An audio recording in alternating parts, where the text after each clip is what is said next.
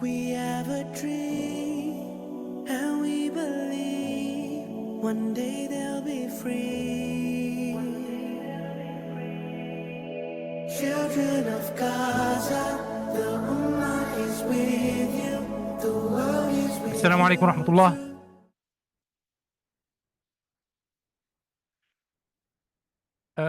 Good morning. I'm really sorry for the delay. Before I start, can we have a minute's silence for the martyrs and dead people who were killed in Palestine? Surah Al-Fatiha. Bismillah.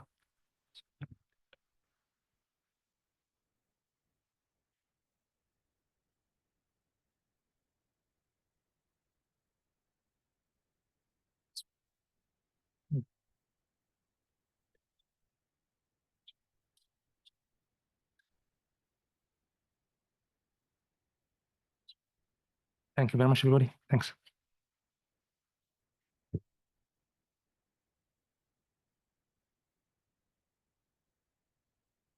Good morning, everyone.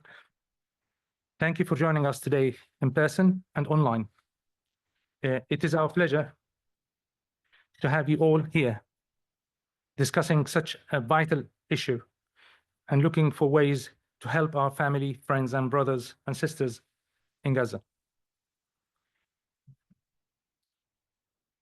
We shall tonight begin our day shortly. We shall begin our day shortly. And we're talking today about how we can help medical students in Gaza. We've been talking a lot about the people who are killed, the people who are murdered, the loss, but today is about hope. We would like to bring this hope. We would like to say that there is an end at the end of the tunnel. We would like to show our solidarity and support to those people who are going to be tasked to recover the healthcare sector in Gaza, inshallah. We have a series of speakers at the beginning. We'll shortly be starting with the Dean of Al-Azhar University. But just quick general rules.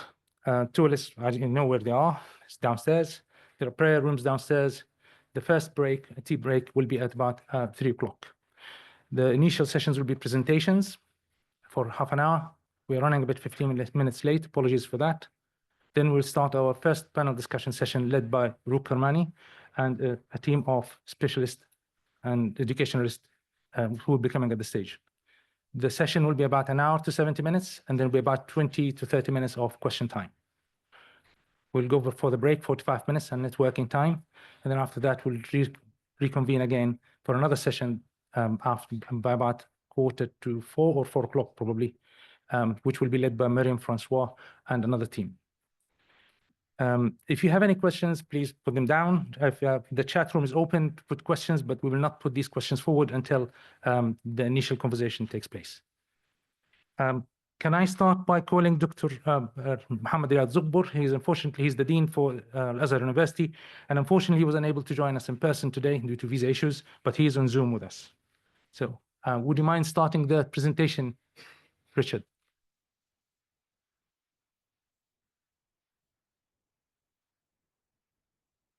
We need the volume up, please. You listen me. Need it louder. You listen me. Yes. Yes, we can. Okay. I'm afraid we're going to be tight of time, but you'll have 7 minutes, 7 to 8 minutes. Okay. I am Mohammed Zogbor, PhD, MD in internal medicine and Palestinian board on endocrinology. Today, I will talk to you about medical education in Gaza, history, current status, and the futures. Life expectancy in Palestine, 72.7 years for males, 75 years for females. Physician in Gaza Strip very need because we have number of physician pre 1,000, 1.1.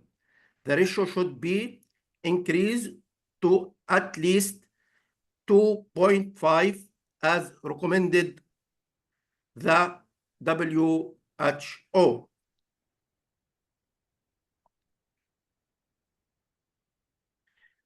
necessary the increasing of number of specialized doctor in oncology, nephrology, urology, hematology, and other doctor is related to the most common causes of death in Palestine. In Palestine, the most common cause is cardiovascular disease. Medical education in Gaza established since 1998 with establishment of the first ever medical school at Al-Azhar University. The increasing demand of university medical degrees promoted the establishment of more medical colleges, and the College of Medicine was established at Islamic University of Gaza 2006. We have in Gaza Strip very maybe speaking a modern laboratory in Al-Azhar University and Islamic University.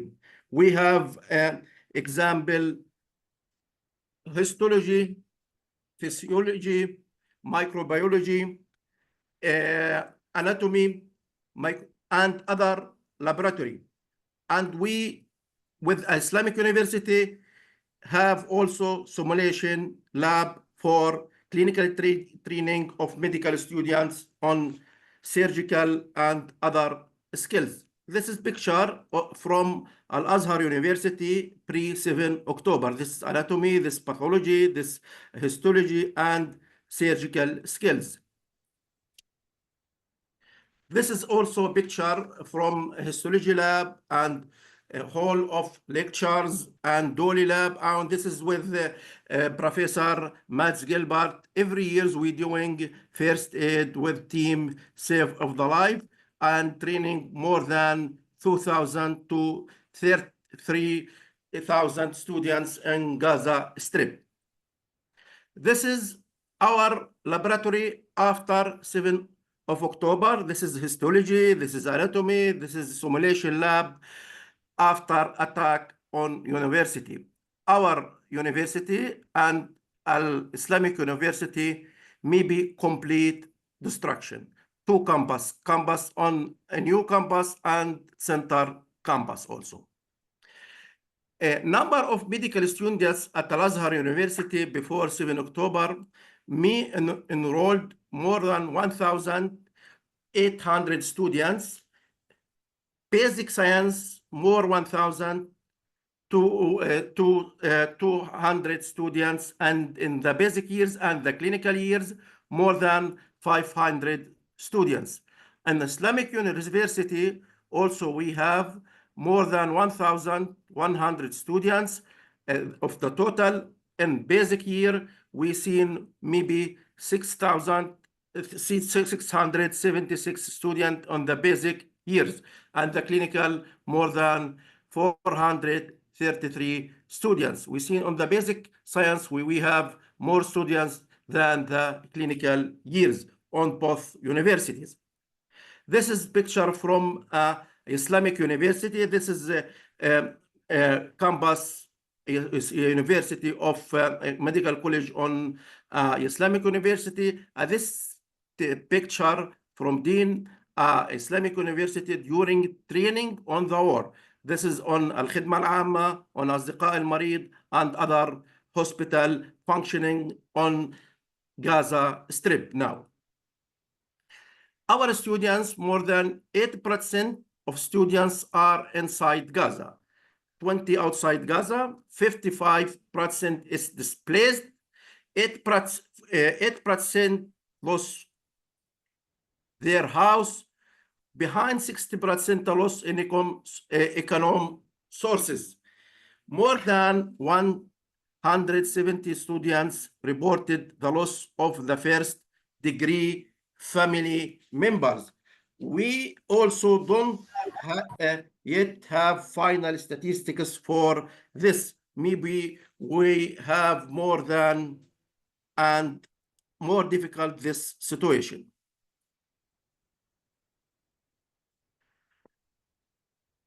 We have challenges on Al-Azhar and Islamic university before 7 October, and we have more challenges after 7 October. The main challenges we have: increased number of registered students, number and quality of academic staff, limited space in Ministers of Health hospitals, increased number of registered students accepted determined by توجيهي accumulative, number and quality of academic staff. We in Gaza Strip diminution of PhD holder on the academic staff, especially on basic medical science such as anatomy, physiology, microbiology, and histology. Limited space on Ministers of Health hospitals.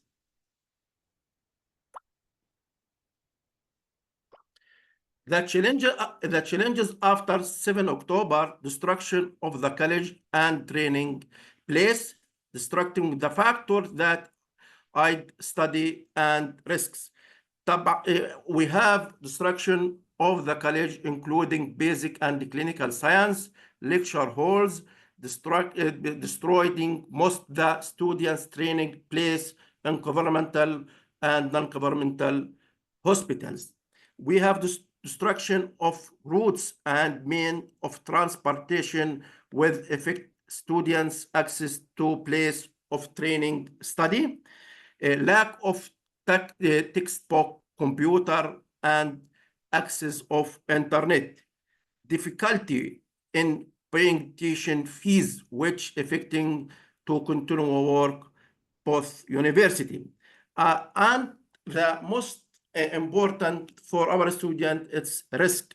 Attending clinical round during such as circumstance simply mines your life, where you could be materialized on your way to the hospital or on one of the department, as the healthcare facilities are a target of our strikes and tank shields. The same, our people, our students, our people. On our college, we have martyred die from Israel's attack, 21 students, and Islamic University, 18 students, faculty member, 3 faculty members from university, 5 from Islamic University, dozens of the faculty members left the Gaza Strip and still now out Gaza. GEM initiative, Palmet Academy, through the GEM initiative helps proved a platform for lectures, and many lectures on the GEM platform through the contribution of hundreds of volunteers. We clinical years inside Gaza. I don't speak about other people how it in Gaza, outside Gaza. In partnership with GEM, we start clinical training in June on the Gaza Strip. Theoretical aspect of training start using online lecture via the model platform. We now need urgent something to our students, example, study material, textbook, laptop, internet access. All this issue absent on our student, assisting student on moving to hospitals and training places. And also we don't have very good through platform practical laboratory on basic years such as anatomy, histology, microbiology, and pathology. We also we need support fees which would support the continuum of the university's work.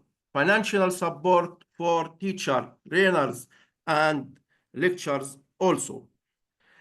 Achievements, maintaining the good quality of Palestinian Medical College graduate, especially after the increase in admission to medical program at university. Controlling parallel education to ensure that the quality of graduates does not decline, especially after 7 October. Encourage local and international partnership between universities on the field of medicine and encourage student exchange between them to prove better practical training for students. We have made partnership with private hospitals and non-governmental hospitals to accommodate students in clinical training and the reduced pressure on governmental hospital after 7 October and still now. Thank you very much for listening our lecture.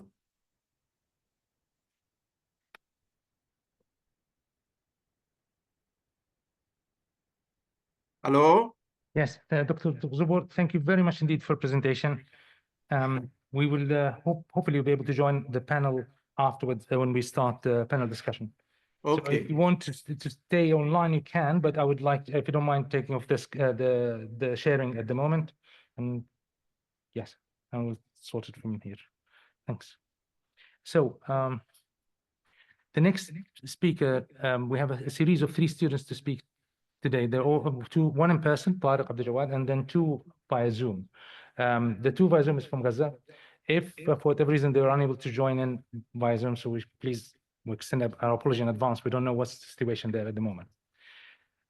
Before, one of my friends sent me an email 2 days ago, and she deals with palliative care medicine. She instituted palliative care course curriculum.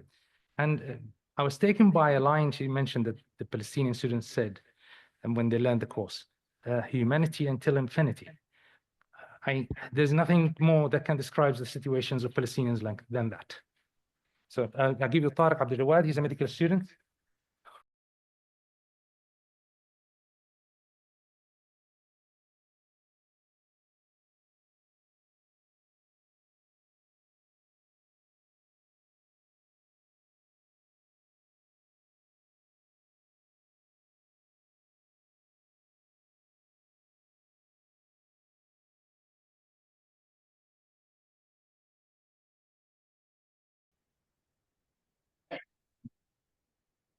From ashes, we rise. At some point, I became like ashes. I was a 5th-year medical student. I was excited, doing research, collaborating with people from different parts of the world. But then it felt like it's all burning. And I have realized I can either dissolve or I can gather the medical students and rise up again. My name is Tariq Abdul Jawad. I'm from Gaza. And I have reached nearly 5,000 working hours of voluntary work in up to 30 or more than 30 projects, targeting up to 1,000 medical students' participations in nearly 15 positions I've held during the past 5 years.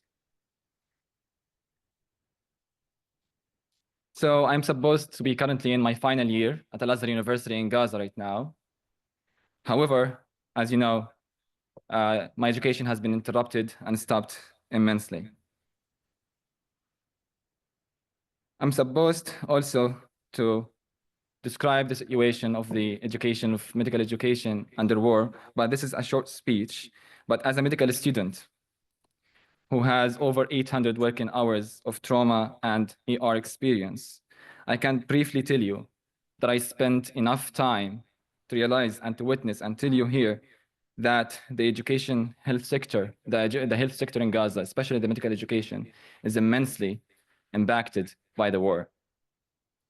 What I witnessed there, most hospitals around the world would not cope with, believe me. No medical education was provided in Gaza until early last June. We were, and our people and my family are still struggling in Gaza right now, even to survive, to find basic supplies, just in survival mode. Education is a privilege that we dream to come back to or to get back. And then from the womb of pain, hope was born. Many efforts have been united towards one noble goal in the form of the GEM scheme And I am a live example of a person who is benefiting from this program. And I'm trying also working on doing my placements in the UK in the near future, hopefully, in order to meet the faculty requirements and the gym requirements. The general and specific characteristics and statistics of the gym scheme will be presented to you shortly afterwards. But I want to talk about, briefly, I want to talk about the aspect that I'm leading in gym scheme, which is the Student Engagement Committee. This is a collaboration between gym scheme and Oxpal, which is a student-led organization in Oxford University since 2018. And we're trying to ensure that the gym platform is providing engaging medical education, online medical education to the Palestinian medical students tailored to their needs and also to the medical school curriculums and requirements. This continuous and feedback and evaluation under this committee will be critical to the survival of the accreditation of both medical schools, and this will be directed fully on the students' opinions on the multifaceted aspects of GEM scheme.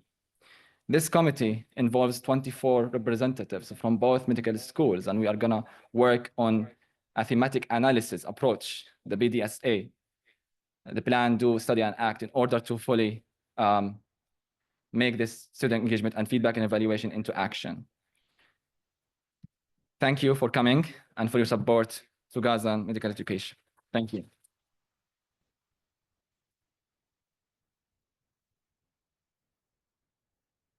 The next speaker should be online, and it should be Muhammad Sheikh Khalil, and he will be followed by Lina Abuhim. So are they online by any chance?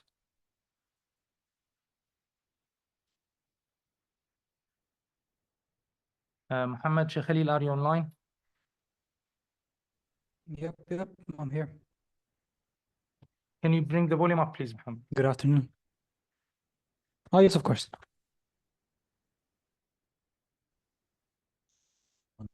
Please. Okay. Is this good enough?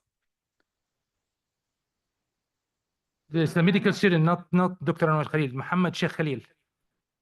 Yep, that's me. That's you. That's you. He's there.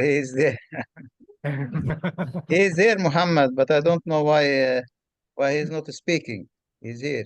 It's my microphone's wait, sorry. Okay, one second. It's actually, Okay. we are lucky that they're able to join on Zoom with us today. We were very worried about them unable to do so. Yes, Mohammed, take over. Unfortunately, Can you see my screen? we can. Yes. Okay, yep, perfect. Okay. Give me 1 second, please. Okay. So good afternoon, everybody, for attending. I'm Muhammad Al-Sheikh Khalil, a fourth-year medical student at the Islamic University. And today I'll be telling you a bit about my experience with the whole, and what's been going on for the past couple of months.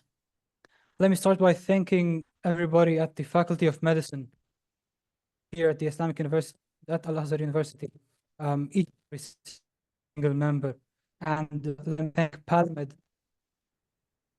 Honestly, you guys made what seemed near impossible a couple months ago. We all were worried about our education, honestly, because the situation was, some of us were considering continuing outside, some couldn't leave, so we were kind of stuck at, just wondering what education, and all of this came through, and it's amazing to be able to continue our education in these circumstances, and a near perfect manner, honestly. So to put it shortly, the conditions that we're going through be described as scarce resources, overwhelming resolve.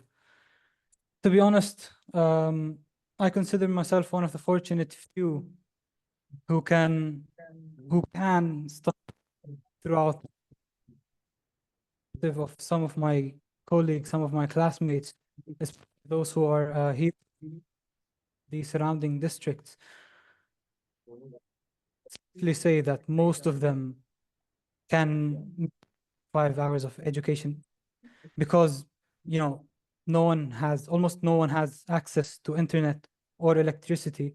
Most of them have to charge their devices in certain shops, certain spots that do that. And they'll have to study with whatever charge they get out of that. So it's really tough, but we're all pulling through. We're all giving it our best. And why don't you just print out the books, for example? And that's near a dream, if anything. Because one of the shorter books for internal medicine, for example, which would 1,000 pages, for example, that would run you 200 Great British pounds to print. And God forbid you even think about printing that in color. That would cost an arm and a leg.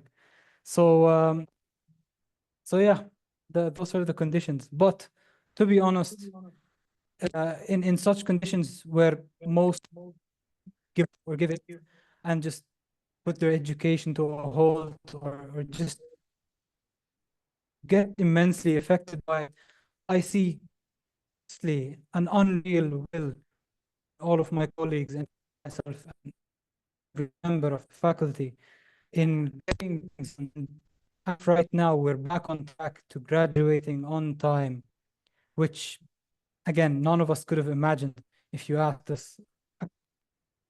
So studying in whatever room, whatever space we can find in a hospital, but we make it happen. And alhamdulillah, things are going great so far, and we're all looking forward to graduating and becoming doctors and, you know, helping our people in the world, inshallah. So, the bottom of all of our hearts, on the behalf of all my colleagues, thank you to everyone who's put a part in this and in getting us back on track and letting us get our education done. Thank you so much to everybody.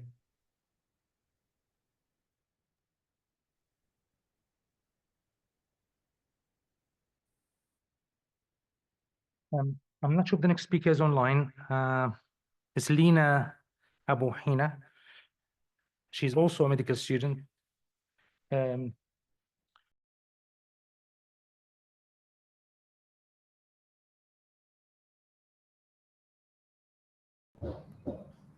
afternoon. Okay. Good afternoon, distinguished guests, esteemed doctors and colleagues. My name is Lina Abuhin, a fourth-year medical student from Islamic University in Gaza. It is both an honor and a great responsibility to be here to represent my peers and sharing our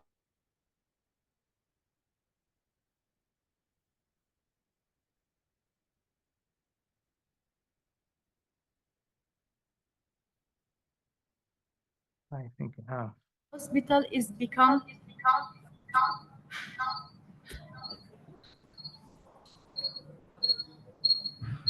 During the war, even reaching the hospital becomes a life-threatening risk. Roads are unsafe, transportation is disrupted, and infrastructure is often damaged.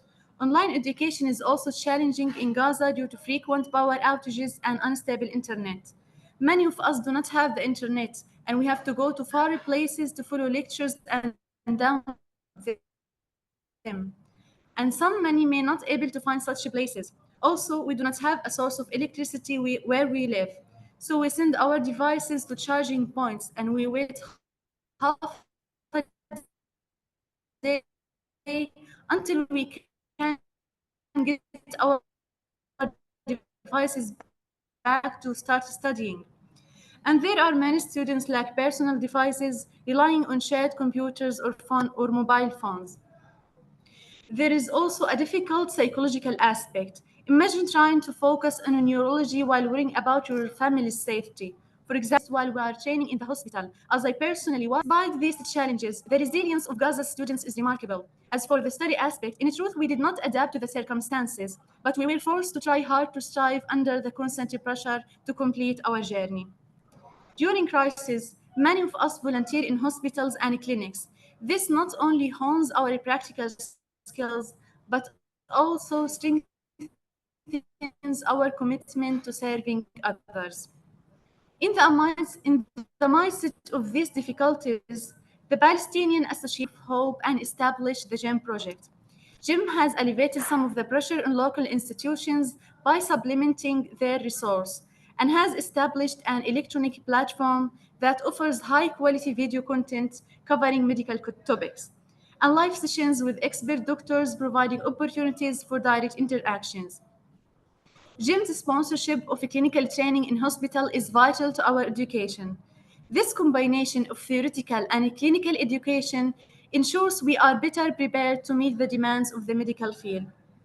While we have semi-adapted, our potential remains limited without external support from the global medical community, policymakers, and institutions, and we suggest the following. Partner with organizations to provide students with financial support, devices, internet, or access to learning hubs, opportunities to learn abroad, attend conferences, and access to specialized training. It is worth mentioning here that many of my colleagues in the 5th level were supposed to attend their training in the elective course abroad, but unfortunately, they will lose their opportunity to do so. Finally, we can collaborate with international institutions to support research initiatives and provide access to journals and mentorship for students interested in academic medicine. In conclusion, the challenges we face as medical students in Gaza are huge, but so is our determination. We have learned to dream despite the challenges. Investing in us is investing in the future of healthcare in Gaza. We are ready to rise above the challenges and contribute meaningfully to the medical field. We just need the tools and opportunities to do so. Thank you for listening.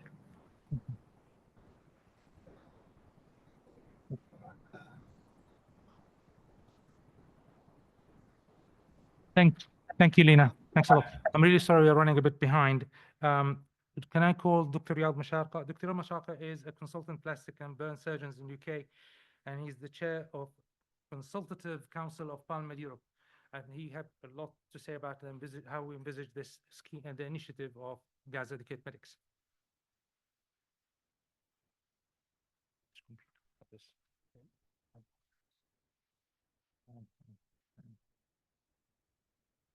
Assalamu alaikum. Hello, everybody. Thank you for all of you being here today. You are all special to us. And you will be our messenger taking the message from this today. And I would extend my thanks to the fantastic team, our colleagues who had arranged for this to happen. And without their hard work, this could not happen, really. So all the thanks for all of them. I'm not going to take much of your time. I wanted to take you to the journey, how this GEM scheme has been established. And before starting that, I want to tell you, that this fantastic project is helping the student. It's protecting the future of the student. It's helping in keeping the university existing. And the third thing, which is again very important, it's providing new doctors, graduated doctors, to the system there where there are intense need. And before starting that, I want just to tell you very briefly about Palmed. Palmed Europe is a Palestinian Doctor Association. It has been established since 2007, 2008 in Europe. And we here in Britain, we established in 2011, 2012. And we share the same aims with all the branches across Europe. We are available in all the large countries in Europe. And we mainly focused on education and on helping the medical sector in particular. So all our projects are in health. We are non-political, non-religious organization. And we try to help the community there. We are proud that we have done a very big project to the society there, like training them on how to deal with the cancer in the West Bank, in the cancer, urology cancer in particular. We sent some missions to train them. And also we did some other project like Haya. Haya is a center we established in Gaza in 2016 to train them on BLS, ALS, ATLS, disaster management. And also, we sponsored some this master degrees on how to manage the disaster. And I think maybe this could have helped. However, nothing, I think, can help in the situation they are in. We also send regularly some delegations. Now, after the COVID in particular, we find that our colleagues, they have done so well during the COVID as being a pioneer in the information about COVID and how to help. So we thought about establishing an academy for the education. And this academy is just like the educational arm for the PALMED. And we were very lucky that we elected one of our pioneer colleagues, Professor Lobani, who is very well known, educator and as, a cardiothoracic surgeon. And honestly, at that time, this was not in our mind what you can see today there. We were focusing in post-graduation. We were trying to establish new specialty and subspecialty there and support what is existing and improve it. So we were planning that he would visit there after a lot of correspondence and meetings, that he was supposed to go in October to start the work in West Bank. And luckily or unluckily, whatever happened in October postponed this. And we find that we need to focus in some other things which help the society. And I'll be very honest with you. When he started talking to me about GEM and the idea of GEM, I attended the first meeting in January with him. And I cannot resist Professor Lobani, or I cannot oppose him. But that time I put in my mind, is it the time to talk about the medical student and helping the medical student? And he knows that this dramatically changed when I went to Gaza. What happened? I find that, the medical students are so fantastic and they are doing so fantastic jobs. Nobody can miss. I find them there. They are the main people running the hospital. I'm sorry for the doctors, but the medical student there, they were the one who are running the hospital. They are working as doctors and nurses. I was doing some jokes with them. You will have a double degree. And they were mooning, we will lose the year and this and this. I felt those people who are enthusiastic to continue their learning, they should be supported. We should guarantee their future. And Gaza people are amazing in everything. They were mooning, talking that they will miss the year. I told them, you should be glad you're still alive. And, I immediately took the gloves off and I called Professor Lobani. We need to take this project very quick. And I said, what happened to you? What did they do for you there? You were not that enthusiastic. I said, these guys, they are doing amazing job. They are the real people running the hospitals. And you know why they were running the hospital? Because the doctors, they run away for their life. They were targeted with their families. So I can't blame them. If I was there, I would be one of them who run away for my life. They hid them in their houses. They follow them while they are out the hospitals. So those medical students, they are still medical students, but they did so well, you cannot imagine. Anyhow, I don't want to take much of your time. In particularly, I wanted to show you this guy, the first on the left, Abdurrahman. He, rahmatullah alayhi, he was attacked by his house. He went. They were all the time in the hospital, but the time he went to visit his family in Deir al-Balah, I think his house was attacked and many of his family members were killed. So some of those students already has been killed, because I think Professor Lobani can tell you better than me, 2,109 students registered with us. So we have the statistic of 2,500 students. So maybe a lot of those, either they flee somewhere we don't know, or they have been killed or kidnapped. Back to the things, I just wanted to tell you that when this started, it was just with simple meeting with the people who are, interested on this. And we gathered a lot of people, and they were with us from the beginning of this, and they were a good fit for us. But unfortunately, some of the people preferred to work on their own way. They left us. Can you go back to the presentation? So we continue the work, and we communicate with Dr. Zogbor and Dr. Sheikh Anwar Khalil, and we established a higher committee for this project. We are helping them. They are the people who are doing the work. We are just a helper to them. So after many meetings with them, how many? Yeah, it's okay. We established, this frame for the GEM scheme, and you cannot imagine how much hard work Dr. Lubani and his group has done to reach to this, and how much these subcommittees they are doing. They are doing a lot, but this is not in compare at all with the real heroes inside, who are still inside, and they get involved. They get involved more than what we expected. Have you heard about 100% attendance anywhere in any medical colleges, in anything? Those people, as was reported by one of the deans, 100% for the 6th year. They were attending the clinical placement they give them to do it in the situation everybody know. And of course, we should thank many of the organizations which help getting transport to some of the students, the FQM and other organizations. A lot of people has contributed, to this effort. Any little contribution was highly appreciated. And of course, this has gone ahead with many meetings, and we started the project as a demo from June this year till September. This was the period we were not sure which direction things are going. And we were astonished how much success and how much interest those people they show. And this is encourage us to take it further.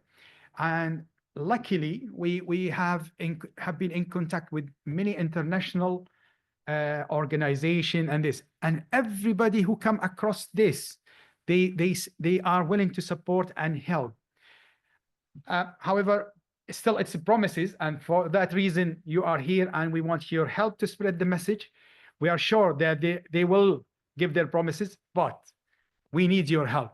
We need your help to donate for the project. We need your help to support the project in media. We need your help to spread the word to everybody about it. And the last, I wanted to say that, this is maybe like a surprise for many of you. This is only called GEM scheme. We want to tell you that we have started something for the medical student, for the dental student, and for the nurses. This is again with the strong effort and support of Professor Lubani, but we will be having a leads in everyone. So this is an invitation for everyone to get in touch with us and involved in this. Thank you very much. If there is any question later, I'll be happy to answer. Thank you.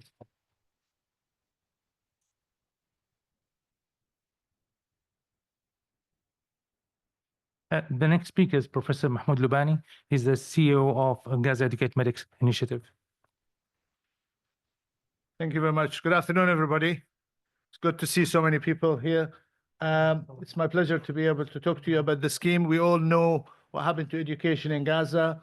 We're all familiar with the fate of many schools in Gaza and higher education, and particularly medical education. There was 2 medical schools in Gaza, which I'm sure you've heard about now, Al-Azhar University and the Islamic University based in Gaza City. And this is the fate of these 2 universities. And therefore, we, as Dr. Mashaka has explained, we started thinking about the Gaza Educate Medics scheme. And we've had a number of meetings. The 3 set objectives for this scheme is preservation of the two medical schools by maintaining the registration of the students with their native medical schools. We're not encouraging, supporting students to go and register with any other medical school. The other thing is to support the students to continue their studies whichever way we can. And the third one is all the resources and that we're going to accumulate along the way will be handed over to the universities when they're back on their feet. Dr. Riyad has explained this. I just want to mention that the board of directors is constituted by the two deans, their deputies, the chair of PALMED Europe and the chair of PALMED Academy. The executive committee has representation from the chairs of all the committees as well as all the partner organizations, and they run the scheme. We have 2,101 students registered with us, more from Al-Azhar than the Islamic University. 57% of the students are female. As was stated by Dr. Zugbur earlier, 80% of the students are remaining in Gaza, 20% have left, 15% went to Egypt, and 5% were spread around the world. This is the spread of the students that are registered with us. There's a bulge in the year 3 medical students, which is going to cause us a headache next year because first 3 years is basic sciences, year 4, 5, and 6 are clinical. So all these pre-clinical students are going to become clinical students next year, and they will need clinical placements. These are the students that left to Egypt and their years of distribution, and they were a problem because they could not get clinical placements in Egypt, although they were there. And therefore, some of them had to be sent to Pakistan. The ones with asterisks are where the students have gone in arrangement and in planning. So some went to Pakistan, some went to South Africa, some went to Turkey. There are 10 students in Norway for 1 semester who will be going back to Pretoria to continue the year. And we have 3 students in the UK, which I hope Professor Shamik will tell us all about his experience later on. But the students, as you can see, are spread from America all the way to Russia. And the faculty, we've been privileged. We've had 1,004 volunteers into our scheme, 760 only to deliver lectures and tutorials to the students, and the rest are in the other committees that we have. 400 are from the States. The UK is not a close second, it's second. But there are lecturers and volunteers from across the world on our scheme, which was launched on the 1st of June. And this is the platform that the students achieve their learning on. This is the front page of it. And then the students can log on with their login. Why is it not moving? Yeah. So there is 2 logins for the students from Al-Azhar and the Islamic University. And that is because they have 2 different curriculums. One is a modular curriculum, one is a traditional curriculum. So they have different learning materials. So you couldn't just have one platform with all the learning material on it. So you had to develop 2 websites. And the clinical teaching started on the 1st of June. On the 1st of June, we started clinical teaching. And they're doing exams in Gaza. And hopefully you'll see some of the videos later on of the actual exams happening in Gaza and assessments and evaluation. And it is to the same standard as before the war. Nothing will change.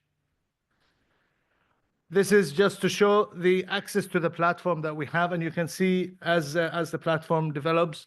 In November, there is quite a peak, even though we're not finished in November, but this is the number of students logging onto the platform and accessing their learning material on the platform. These are the topics that have been delivered in interactive lectures. I know you cannot see the titles, but it just demonstrates that there are interactive lectures being delivered in different topics, and the students are attending. It is difficult, it is challenging, but the students are attending. All this doesn't come cheap. All this costs money. And this is how much it costs. It costs for the teaching staff in Gaza for each university is around $94,000 a month. For the teachers, the tutors, the consultants to deliver the clinical teaching. They need living expenses, the students both in Gaza and outside of Gaza. But this might look large and prohibitive and maybe $300,000+ a month, But if you break it down to the number of students that we have, it's only costing $150 a month per student. That is the cheapest medical education you can get around the world. $150 per month per student. So I have the platform. All the students, the 2,100 students are registered on it. We are delivering interactive lectures as we promised. We have a student engagement committee that is with student representation on it. Mentorship scheme is up and running. There is a mentorship training course on the 7th of December. And if anybody wants to become a mentor for these students, please sign up and attend the course on the 7th of December. And then we can team you up with some of the students. Mental health and well-being scheme is still in infancy stages. We have social media presence. We have a memorandum of understandings signed with the two universities, AUB and soon to be TCD. But I just wanted to bring you to what's next. The International Alliance of Medical Schools is what we're aiming to establish, AIMS-G for short. And we want as many medical schools around the world to sign up to this alliance. And so if you are in a medical school or you have access to a medical school or you can influence your medical school, please push them to sign up to this alliance. And this alliance will have three things to do immediately to support the trainees and to support us in delivering the teaching. Intermediate phase, when hopefully the war stops and the rebuilding phase starts, they will need everything. You saw all the damage that has been done to the universities. And on the long term, we want lecture exchange programs, we want student exchange programs, we want examiners exchange programs, review of curriculums. A lot of people talk about outdated modes of teaching and all that. That will be the opportunity to participate in this. These are some of the potential universities that we are in discussion with. And as Dr. Masharkar alluded to, we're moving on now that we have established medical education. We're moving on to dental education. GDEN is the scheme. This is done in collaboration with the Refugee Crisis Foundation, which is led by a dentist. So she's had a lot of experience in that. We have 1,591 dental students spread across 5 years in dentistry with 2 universities, Al-Azhar and Palestine. And the majority are still in Gaza, but there are many that have left outside. 25% of them are outside of Gaza. These are the dental medical schools totally destroyed. So we have a scheme running for them to provide a middle platform for them to access all the learning material, which we are being promised to be given to us by King's College London and Queen Mary's College in London. So there are universities that are keen to help, and we just need to push. We all need to push. We all are related to a medical school. Just we need to communicate with the leadership within these medical schools. So we're going to have the learning material. We're working on developing temporary training facilities in Gaza, and hopefully we'll continue their training. The platform will be hosted on Middle. Finally, and I'm sorry for going over the time. I do apologize. We're also starting on PALMED nursing, which is essential actually in Gaza. A lot of the people who have gone over on missions do say that one of the most missing areas are nursing. There are 5 nursing schools that we're working with. They have 5,000 students. We have worked with them to streamline some of their training and shorten it. We have managed to get them all on Lippincott through the Jordanian Nursing Association, which allows them to practice their practical skills. But there is one interesting project here. If somebody is interested in this project, please feel free to let me know. There are thousands nursing students who cannot function, who cannot work as nurses because they haven't paid their fees. So they've finished all their courses, but they cannot function or practice as nurses. And that comes up to about 1,100,000, 1,100,000. That is a project on its own that if somebody feels that they can take on or knows somebody that they can take on, please do feel free to get in touch with us, because that will immediately release 1,000 nurses into the workforce. That is a great achievement. I thank you very much for listening to me. I do mention the GEM mentorship scheme happening on the 7th of December is the next course. Please do join us to become a mentor for the medical students. Thank you very much.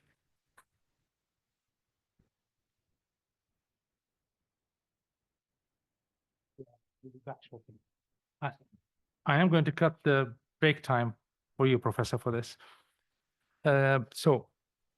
Next is our first panel discussion session. Can I introduce to you Ru Kurmani? She is a 17-year experience BBC and other media journalists who volunteered to moderate the first panel discussion for us. So if Ru, please come in, thank you very much. And I would like to call the panel members. There will be Professor Matt Gilbert, Nick Menard, Professor Nick Menard, Dr. Muera, Leng, Dr. Riyad Masharqa, Professor Graham Watt, Tariq Abdejawad, and online will be joined in by Professor Ghassan Abu Sitta and Dr. Muhammad Riyad Zugbor, the Dean. I will leave this panel to be run by Ru. There is a possibility you might need to cut this session a little bit shorter just to give you more tea time, but I'll leave it in control of Ru what she decides what she can do, and depends on the flow of questions. Good afternoon, ladies and gentlemen. Thank you for coming to this very important event. I am going to just do a brief introduction of the panel here. First, we have Professor Nick Maynard, and he's a consultant upper gastrointestinal surgeon at Oxford University Hospitals NHS Trust and Associate Professor of Surgery at Oxford University. And then I have Professor Mads Gilbert, and he is an award-winning Norwegian medical doctor and author. He is a professor of emergency medicine at the Arctic University of Norway and a senior consultant at the University Hospital of North Norway in Tromsø. I hope I've pronounced that correctly. That's fine. Then to my left, I have Dr. Moira Leng, and she is a global health and palliative care physician from Scotland, working in fragile settings for 30 years. She undertook 10 years of work with the Islamic University of Gaza to develop undergraduate and postgraduate programs in pain and palliative care. To my right, I have Dr. Alma Al-Sharka, and he is a consultant plastic and burn surgeon in the UK, and he is the chair of the Consultant Council of PalMed Europe, a former president of PalMed Europe, and a founding member of PalMed UK charity.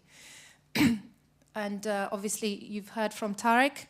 He is a fifth-year medical student at Al-Azhar University in Gaza, and he is the chair of Student Engagement Committee at the Gaza Educate Medics Initiative.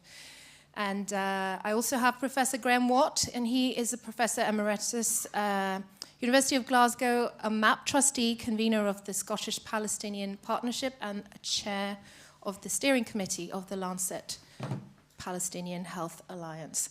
On Zoom, we are hoping to be joined by Professor Ghassan Abu Sitta, who is the rector of the University of Glasgow, professor of conflict medicine at AUB, and he has dedicated his career to improving healthcare standards and accessibility. And then we have Dr. Zugbor. He is the Dean of Palestine Faculty of Medicine, Al-Azhar University, consultant internal medicine and endocrinologist at Al-Shifa Hospital. And lastly, we have Dr. Anwar Sheikh Khalil, and he's the Dean of Islamic University Medical School, senior consultant pediatrician. I would personally like to start this session by just giving you a brief summary of what I do. I'm a reporter for the BBC, and I have been covering the decimation of the healthcare system in Gaza. In particular, most of my reports have been based at Kamal Adwan Hospital. And on a personal note, I would like to pay tribute to Dr. Hussam Abu Sufia, who is currently in the most challenging, is a mild way of putting it, circumstances. I'm in constant communication with him, and I really feel that this is an opportunity for me to pay tribute. Of course, last night I received new messages from him listing his colleagues who have died, and that is why this event is so important, to make sure that there is medical education in Gaza and that it continues no matter what. And it is an honor to be a part of this. And thank you very much for inviting me to do this. So we're going to start by obviously talking about the extent of the challenges facing medical students in Gaza, and who better to start with than Tariq. So could you tell us, Tariq, how has medical education in Gaza been before the war started? Well, to put it like that, I've been to more than 5 countries over the last 3 years. I've done research and placements. So, to be honest, and don't take this offensive, the medical education in Gaza is truly, truly strong. We were not tortured, but the requirements that are required by us as medical students, even third-year medical students in Al-Azhar University, are extremely on high standards. So believe me, when you say that there is a student in second year, Abdul Rahman, who has martyred, he's in third year and he has done like he has assisted in brain surgeries. So a third year medical student should get like a double degree, as what's mentioned in the presentation. So I should like break that down into basic and clinical years. So in basic years, we have the theoretical part of course. We have schedules week by week, and we have astonishing, brilliant professors who has come to Gaza from all around the world and studies all around the world, and they have put their expertise in these students in Gaza and in their sons and their children. And also we have the labs for their practical part in the first 3 years. Regarding the clinical years, we are distributed among the hospitals, major hospitals in Gaza, which have been all pumped, by the way, even the primary care centers. And also we have the theoretical part, which is 1 day a week. We have also amazing professors for each lecture, because we have like 1 week theory per week, 1 day per week, so it must be worth it, like to do a whole day with theory. So this is how it was, and the standards are very high. The standards to graduate from Al-Azhar or even also the Islamic University of Gaza are very high, and the medical students were receiving high quality medical education. I can see that. I can say that for sure. Would you say that the standards are even higher because of the circumstances they're in? Of course, because we are in a prison, actually. And I got like a placement of research exchange in the best university in Germany, and I have struggled for 1.5 years only to get the placement approval, get the visa, and only to cross the border. And I've made it in 2022 January, but after 1.5 years to get awarded the only contract of research exchange in Palestine. So we were in a prison, actually. We weren't open to the world. So to get a placement outside is a huge struggle, and also to be connected with different parts of the world while you are in Gaza is very challenging. However, when you get organizations to open the door to you, this will be a huge impact, actually. Yeah. Thank you, Tariq. So moving on from that, what would, and I can put this question to Dr. Mads Gilbert, what would you say are the main challenges facing medical students, and sorry, I'm going to rephrase that. What were the main challenges facing medical students and medical education before the war? Well, I think the way we look at the medical faculties, the students, the teachers in Gaza will be determined by if we look for resources or for deficiencies. And for me, the glass is always half full and not half empty. And of course, there has been immense trouble for the universities in Gaza and for the medical students, not because of this last attack only, but because of the 17 years of siege, of lack of academic freedom, of academic censorship in the major medical journals, where the issue of Palestinian health and education has been largely silenced and muted, both in the large US journals and also in Western journals on this side of the Atlantic. So there were major problems, but the way they have met and developed their medical curriculum and the medical schools is nothing but astonishing. And it's part of the Palestinian resistance and the Palestinian Sumud. And I think, you know, we say that knowledge is power. And the reason why the Israeli occupation forces are bombing the universities in Gaza and eradicating the medical school, or trying to do it, is of course because it's part of the epistemicide. It is part of the colonial eradication of the knowledge of the indigenous people that they want to eradicate and take their land. So we need to understand medical education and nursing and psychology and dentistry in this larger concept, and not only to isolate it to some sort of academic maneuver to maintain a capacity to educate doctors. The Palestinian medical students are not just medical students. I've been teaching emergency medicine in Gaza since the first Intifada, 1989. And I'm going to Gaza 3 times a year to teach at Al-Azhar. Tariq is one of my brilliant students. Every medical student in Gaza is a leader. Everyone is really hard-boiled to manage both the hardship of poverty, of siege, of attacks, of losses, and at the same time perform at this very demanding 6-year school. We all know it. We have been to medical school, all of us. So the problems before this last attack was that you had on the one hand a squeezed medical education system because of the siege and the blockade and the academic boycott of Palestine. On the other hand, you had a formidable army of willing, strong, very, very determined medical students like the ones we have heard today.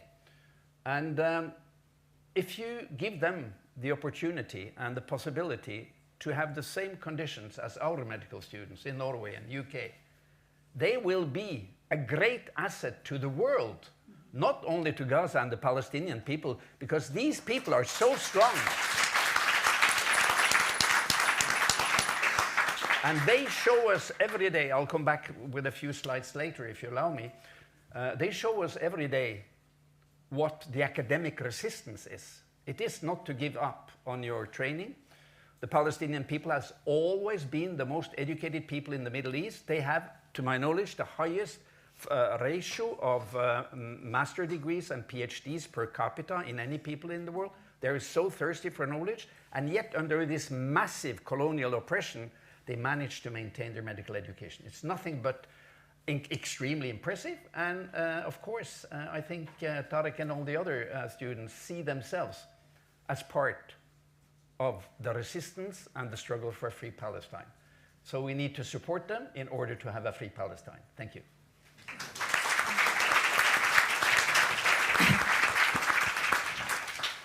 Dr. Maynard, obviously, I'm sure you echo Dr. Gilbert's sentiments. How would you, having taught there as well, how would you say that medical education in Gaza compares to international standards?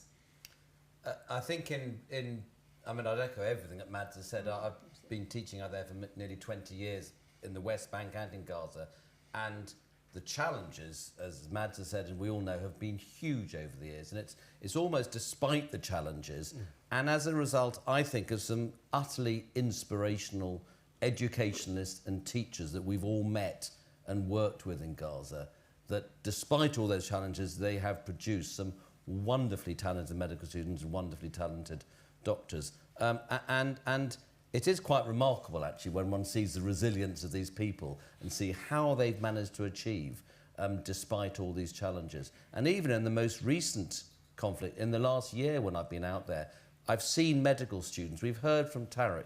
We've heard about these students who are actually working as junior doctors. They're doing surgery in the absence of any other surgeons. But they're still desperate to learn. They're desperate to get teaching from the emergency medical teams who are out there. And in the evenings, they're gathering around trying to learn. They're remarkable people. Certainly. Do we have Dr. Gassama Basita on Zoom? Never mind, I will, it would have been nice to have his contribution, but I will continue. So my next question is, and I open it out to the panel, what is the value and importance of education, and in particular medical education in Gaza?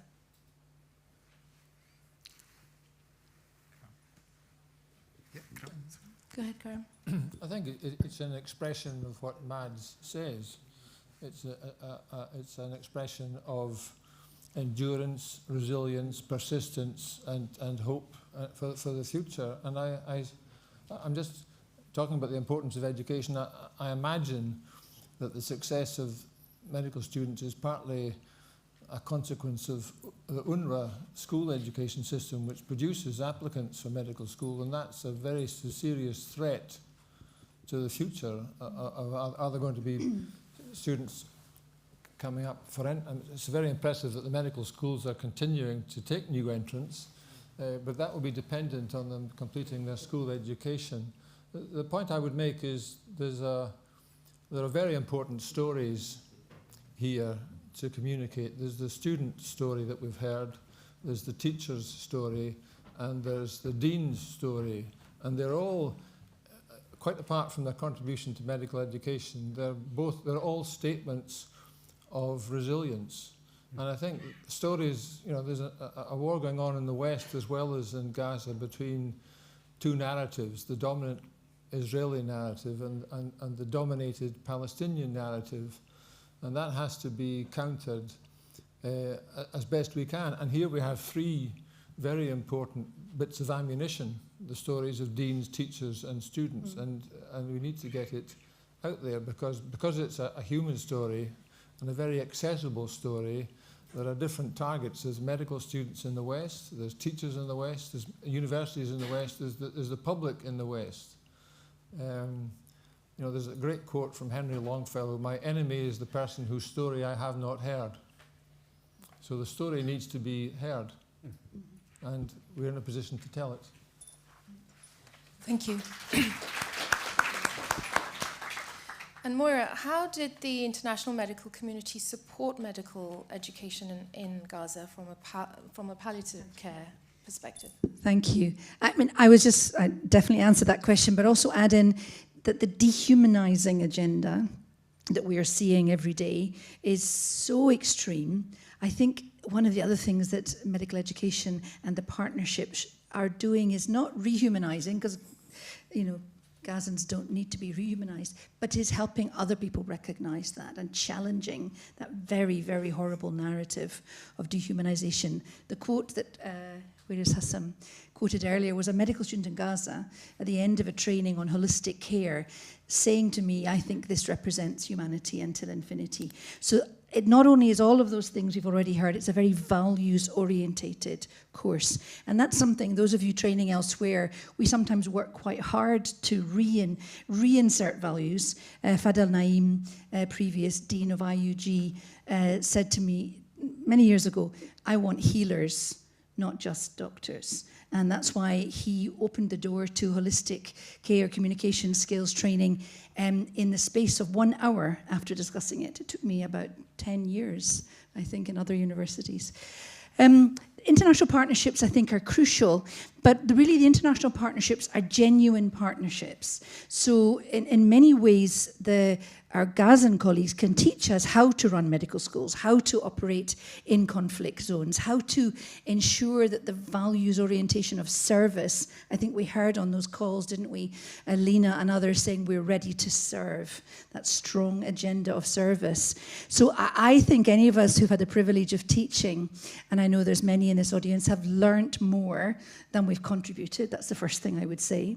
And it's a genuine mutuality of that receiving and learning, but also contributing because of that barrier. Every time we crossed over into Gaza, you were in some sense part of the resistance to say that that barrier is not going to stop collaborations, partnerships, international ways of thinking. It's not going to stop us hearing your story, as Graham has just said, and sharing that story. It's not going to stop us giving you an opportunity to use your own voice, not for us to make the voice. And that's why I love the GEM platform. I know that's the next session, because it's coming from Palestine, and it's anchored in excellence in Palestinian healthcare, and we are the ones who are privileged to support that.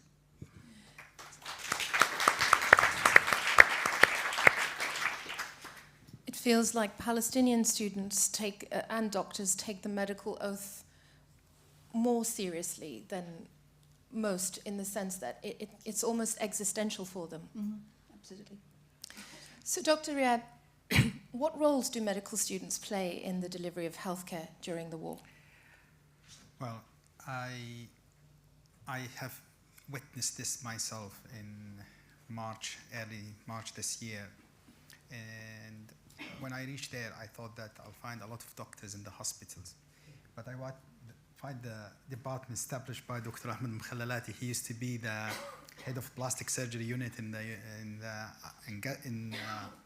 Shifa hospital, but of course it was demolished and they moved on to a Gaza European hospital. And I find only 8 medical students and one doctor. He was with background of general surgery.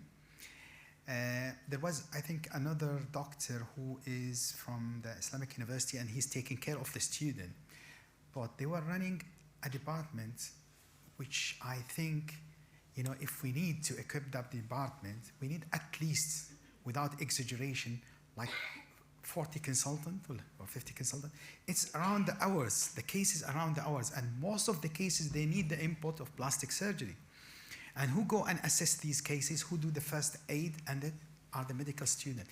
I was astonished by their knowledge and their level of, experience they gain. And they were doing a brilliant job. Of course, with the circumstances there, it's not ideal and not, not even average, I can say. But this is what they have. And those medical students, they were working day and night. I don't know when they were sleeping. I used to go, I disappear for a few hours, and I go and come, and they are there all the time.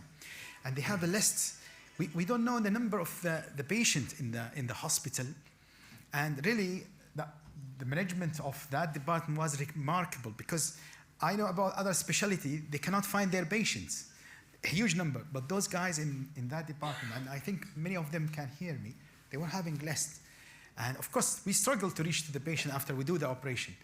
But I can tell you, without those students, it would have been impossible to any doctors, consultant or whoever, to help those people without those. Because what's the point doing a surgery and not following up after that and seeing what's the patient?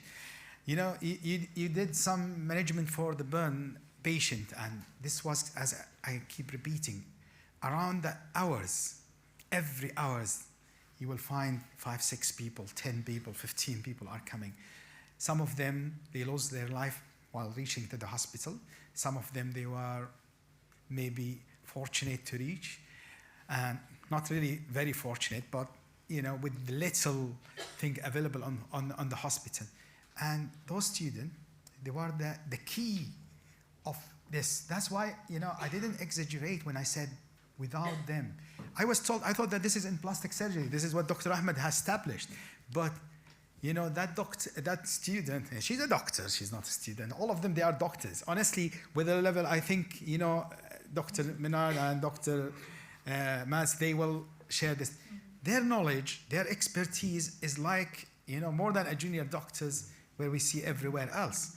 But of course, when discussion with Dr. Lubani, we insisted that we want them to go step by step to take, that should be no any gap in their knowledge, theoretic knowledge, because practically they are doing what some doctors cannot do in these circumstances. So, if I keep talking till, the end about how much I'm impressed by what they are doing and their level of experience they gain, and the service they provide, and they were very humble, very nice. I was doing jokes with them, you will take double qualification. You know why? Because there was no nurses to help. Those medical students, they were assisting as nurses. And of course, they are seeing so much, they can tell you about the suture, although not all the suture are available. They can tell you about the flaps, they can tell you. So I said, you are not student, are you doctors? They said, no, we are still, I am 4th year. Some of them, they were 4th year student. I think who was talking about, Tariq was talking about Abdurrahman. Abdurrahman was a 3rd year student, and he was so knowledgeable. I was sure that boy will be, I thought that time that he will be a pioneer doctor, a neurosurgeon. He told me that he wanted to be a neurosurgeon. He doesn't want to be a plastic surgeon. But I was sure that he would have been a pioneer doctor, because his level of knowledge as a 3rd year student is so much, matching high. So, this is the appeal for everybody who can hear us today. We need the support to help those students to continue. And I fully agree with Dr. Maz and, Dr. Menard. These people are really special people. And they just need the support, and they need it. We know this from before. We just show them the way, and they lead us. With a different project. When we suggest on them Hayat Center before, We just brought the idea and they make it better than what we thought. And they involve the medical student. Some of those medical students, they have taken the courses, you know, because this was not our idea, it was their idea. And you see, you know, it helped them a lot in this chaos and these circumstances. I'm sure they have done their best and they saved a lot of lives. But of course, this is something bigger than any health system anywhere. What kind of medical, of course you are training them medically, but what sort of mental health support is offered to these students under the circumstances? This is really very difficult. You will be astonished from the answer. I was getting the mental support from them, not me. They were telling me, Dr. Matiglegish, don't worry. Matiglegish, this is their normal work. We want a dermatome to do skin graft. This is the most simple operation in plastic surgery. They were not having functioning dermatomes. We want some dressing. They have no dressing. We want some gowns. We were using the gowns to drape the patient because there is no drapes for the patient. I'm proud that Palmed and some other organization used to supply these, but very little. No compare with the needs. And those guys, they were having a hope and strong hope. That's why, you know, people, and don't ask me alone, ask everybody who have visited there. You know, they give the mental support to the people who goes there because what they are facing is beyond imagination. No human being can tolerate the situation there. You know, they are seeing their family killed in front of them. It happened with me. I saw a nurse, he received his mom. He was working in the A&E. He received his mom. She was very seriously injured. And I have seen it repeatedly, not once. Either their cousins or because they are all relatives. It's a small society there. And I heard so many. Dr. Abu Safia, you were talking about, he received his son, by the way. I'm sure you know about that. We reported on it. He received his son. So those people are, you know, really a special people. And all what they need from us, it's a little support to help them to continue this and to stand and face this. And I'm sure after this war stopped, the needs are huge. And everyone in this, you know, in this conference or who can listen us or the message reach him, he can do something. Everyone can do something, a way or others. Thank you. Me something about mental health. My next question was to you, Dr. Gilbert, because I know you've come from Lebanon just now. How does Gaza differ from other conflicts? Well, Gaza is the most dramatic, the most horrific exposure of how the empire is handling the world today. And by the empire, I'm talking about the US and Israel and NATO and many of the European countries, because they have performed 13 months of sadistic, inhuman starvation, dehydration, killing women, children, day after day. 70% of the killed and wounded are women and children, and you all know the numbers. So I think Gaza is, in a way, a concentrated expression of colonialism. And we need to have that context also when we discuss education. Because there is only one medical prescription for the situation in Gaza. Either you talk about the hospitals, the ambulance service, the medical students, the population, the public health problems, the psychosocial things. It is immediate, lasting ceasefire. It is to open Gaza immediately, and it is to have an end to the Israeli occupation of Palestine. That's what we need to fight for. And the most important duty I have is to challenge my government in Norway, and it was a hell of a fight to get those 10 only students to Norway, because the Palestinians manage well themselves. I'm not saying we're not going to support Palestinian education and medical education and the faculties. Of course we are. But that's the Palestinian struggle. Our struggle is to change their governments and to impose them and pressure them to change their policy towards the United States and Israel, to have an end to the occupation, to open Gaza immediately, and to have an end to the bombing and the ongoing slaughter. So we need to keep that context alive when we discuss, because we have strong voices. The academia, we have strong voices. We have our connections, we have our inputs to the different levels of power in our countries. So inshallah, we will support the Palestinian medical students and their faculties and my boss, Professor Soghbour. But we need to do our homework. That may be the most important thing we do. Thank you.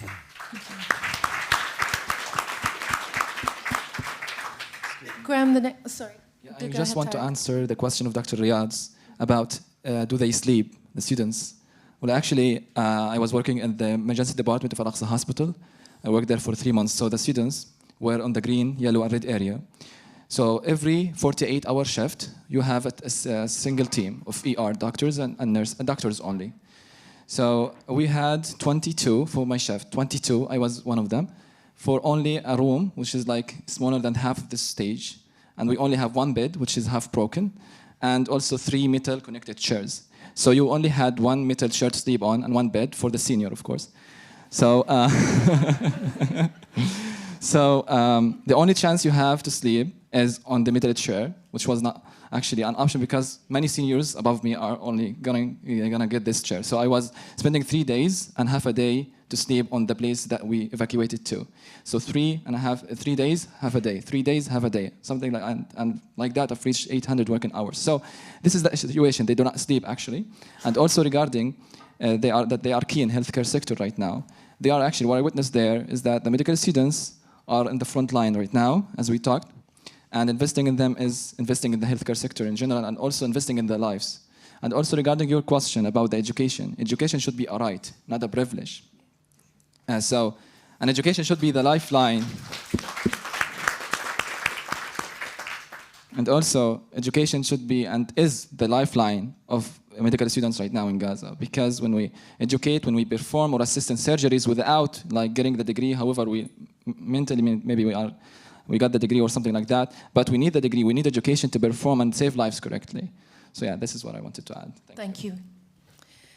Dr. Graham, what is the importance of medical literature in highlighting the impact of war on the provision of healthcare and medical education? It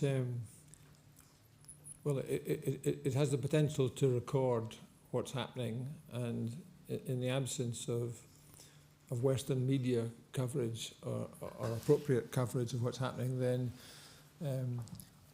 it's an alternative source. It's not as immediate as the media are working. I mean, I think that I harken back to the 12 years of the Lancet Palestinian Health Alliance. It no longer exists because we've broken with the Lancet, but the alliance still exists.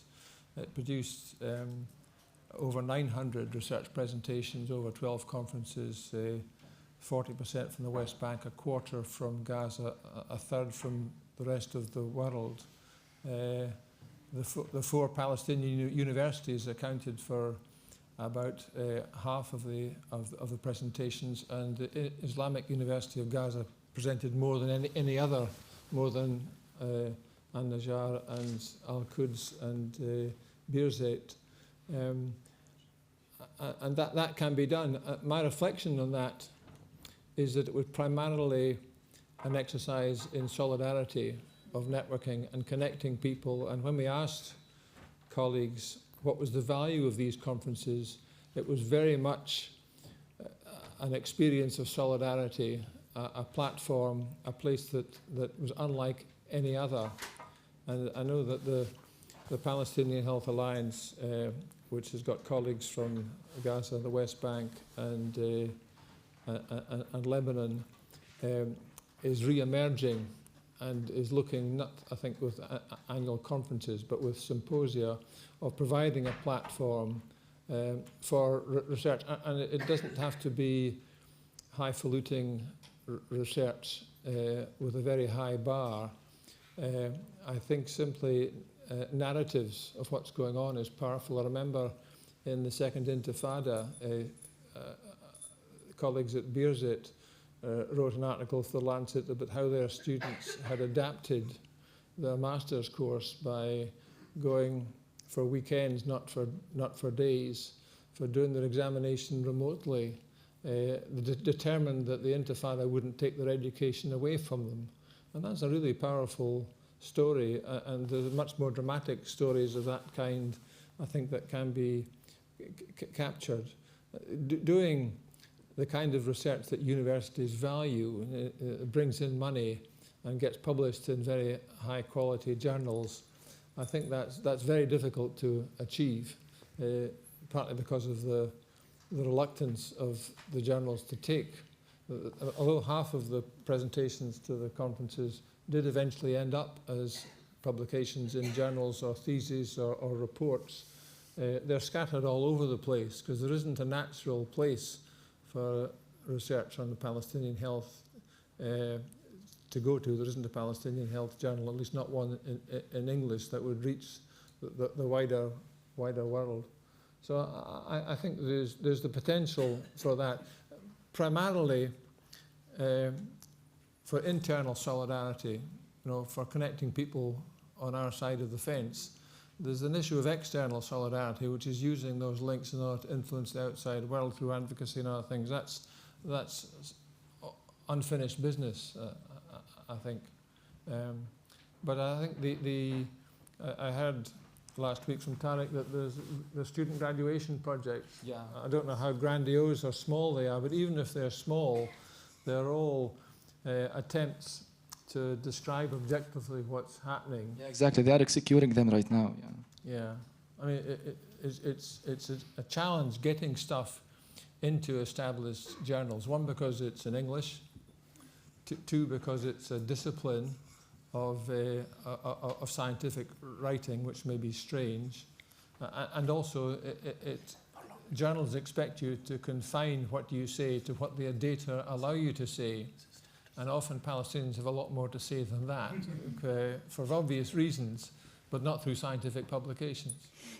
Could I pick up something that Graham just said? I think narrative work is actually very academic now, and I know those of us working in areas like palliative care, that's a core part of research. So I think we can make it as academically rigorous as it needs to be, but allow people to tell their stories in a structured way. But may I also come back to the mental health question? Just because you're strong doesn't mean you're not struggling. And the message, certainly, when I was there earlier this year and speaking, do any of you know Dr. Khamis Salesi? Many of you will know Khamis, a very charismatic colleague who's professor in IUG. He's still in northern Gaza, speaking regularly with him. They're absolutely exhausted. So yes, there's the resilience, yes, there's the strength, yes, there's just the amazing inspiration, but there's also very, very tired people who are feeling at times quite abandoned. Several people said to me in April, just seeing one person standing in front of me makes me think we're not totally forgotten. So the solidarity of here, of Jem, of all of us, but let's also support the mental health. Now that doesn't mean psychotherapy, that's the wrong time for all of that. It might mean that Al-Aqsa Jr. said, we'd love to go to Sharm el-Sheikh, sleep for a month and eat a lot of food. So support can mean different things. But there are colleagues. I spoke with Yasser Abu Jami, who was a lead for the Gaza Community Mental Health Programme. He has colleagues trained in Gaza. So let's bring in the psychological support into the midst of conflict, and let's recognise that strong people also need that support and are utterly exhausted, and we need to incorporate that alongside. Yeah. Right. We are doing a project on that, and we never forget this. They are human beings, we know that. But honestly, the resilience they show is extraordinary. And we are in particular talking about the student. But I agree with you 100%. This is damaging for the whole society. Absolutely. Nobody can tolerate what's going on. Yeah. The other thing, just about what Graham was saying, you would be surprised if I tell you that there is now almost 800 researchers working there on papers. And I would like Dr. Ahmed to comment on that. He's leading a charity on, just doing research and papers from different type of surgeries there. And it's going on now. Some of it has been published or sent to be published. Thanks for the introduction. So I just, I'm starting some kind Can of... you introduce yourself because Mo doesn't know you? He's a consultant plastic surgeon here in Ahmed London. Mukhalalati, plastic surgery consultant. I was in Gaza till June, the head of plastic surgery in Shifa Hospital, and then I moved recently. You know, one of the projects I just started as an initiative, I called it Global Med Connect, trying to publish as much as data we can from Gaza. We have now 6 big projects happening on the ground with really very comprehensive, you know, just descriptive analysis of the pattern of injuries and the outcome of these ones, the amputations. And we have the medical students mainly as maybe 60% of the researchers on the ground. They collected data of more than 1,000 patients, okay? And the survey itself is now like 15 pages and when it comes to Google Forms. And they still filled all of these surveys in a really proper way. So it's I think we need to publish as much as we can. We need to tell our narrative in the scientific committee. It's not all about the media. It's more about, you know, filling the journals, all the scientific community, the meetings, the conferences, and talking about what's happening on the ground. Because that's against an evidence which can be used in all aspects in courts as like scientific evidence of what's happening on the ground. So thank you very much. Just to add to that, I mean,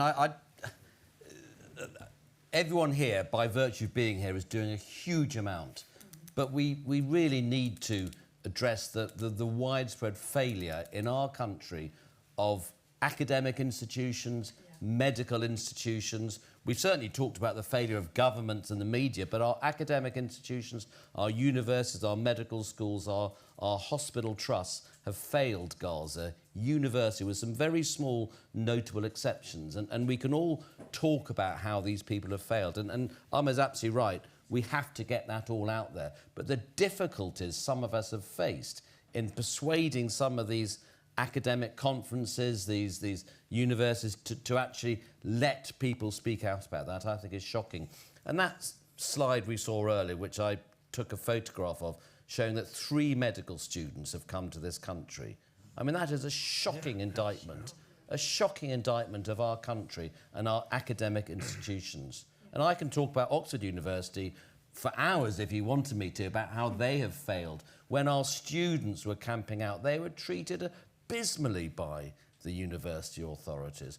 When our medical students have been trying to hold vigils in honour of the Gazan healthcare workers who have been killed, they were refused permission to hold it on hospital trust properties. We wrote to the chief executive. They refused to allow that. It backfired, of course, because they held their vigils outside the main entrance and, of course, got far more attention. When I talk about and the double standards and the hypocrisy of our hospitals and our medical associations and our universities, when we look at how they've reacted to Gaza compared to Ukraine. You know, you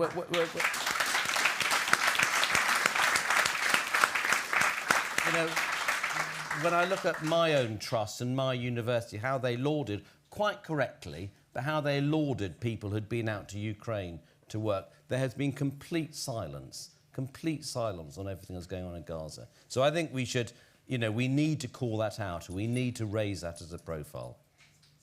Go ahead. Yeah, I totally agree with you, and I think it is a historic shame. If there is a molecule of humanity left in you, somebody said in an argument with a US politician against supporting Israel. Because somebody said what you're doing now is what you would have done during Holocaust. And what you're not doing now is what you didn't do during Holocaust. And then everybody said never again. And we say never again for everyone. And to the importance of research and documentation, I coined, you remember that during one of our Lancet conferences, the term evidence-based solidarity.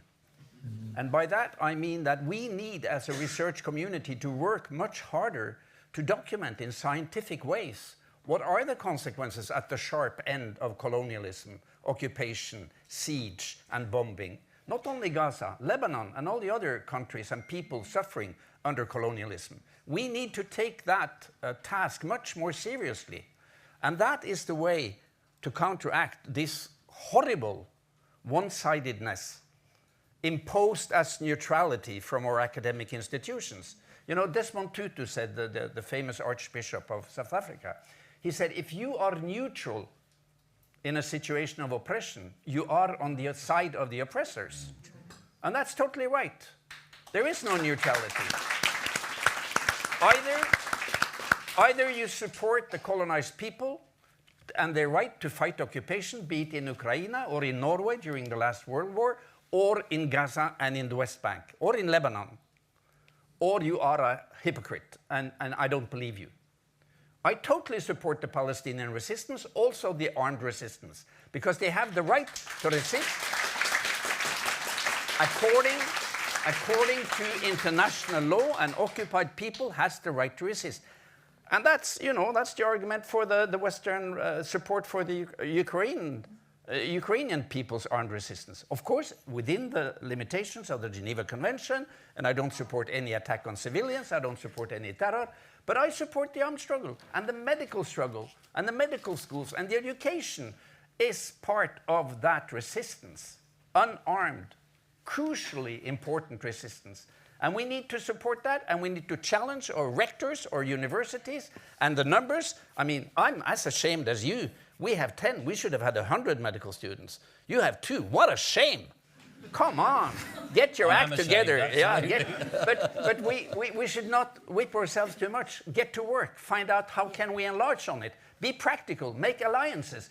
Go alliances with the nurses, with the psychologists, with the physiotherapists, with the dentists. We have a potentially huge alliance, and the leaders in this solidarity work, it's the young people, it's the medical students, and the students' intifada that started in the US, and I think, inshallah, that the students and their fight for solidarity with Palestine will have the same effect as the students' fight had during the Vietnam War to change the US policy on the occupation of Vietnam, and the Vietnamese people won. Palestine will win, the Palestinian people will win, but they will need our support also.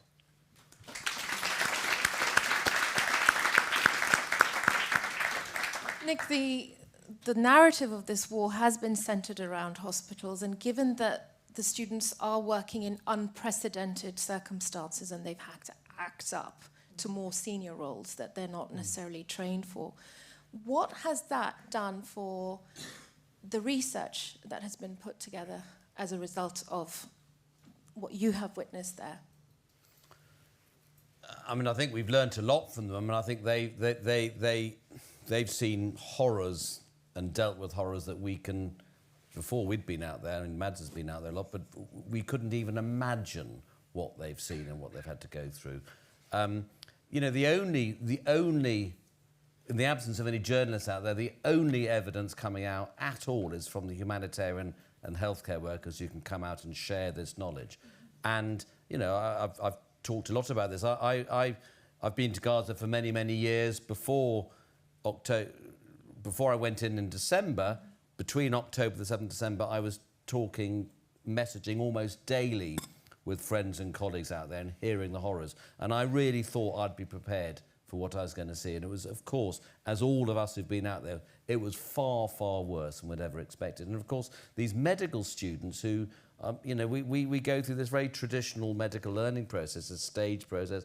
You learn a bit more, you take on a bit more responsibility, you learn a bit more, you take on a bit. It's an apprenticeship. They've had to bypass that completely.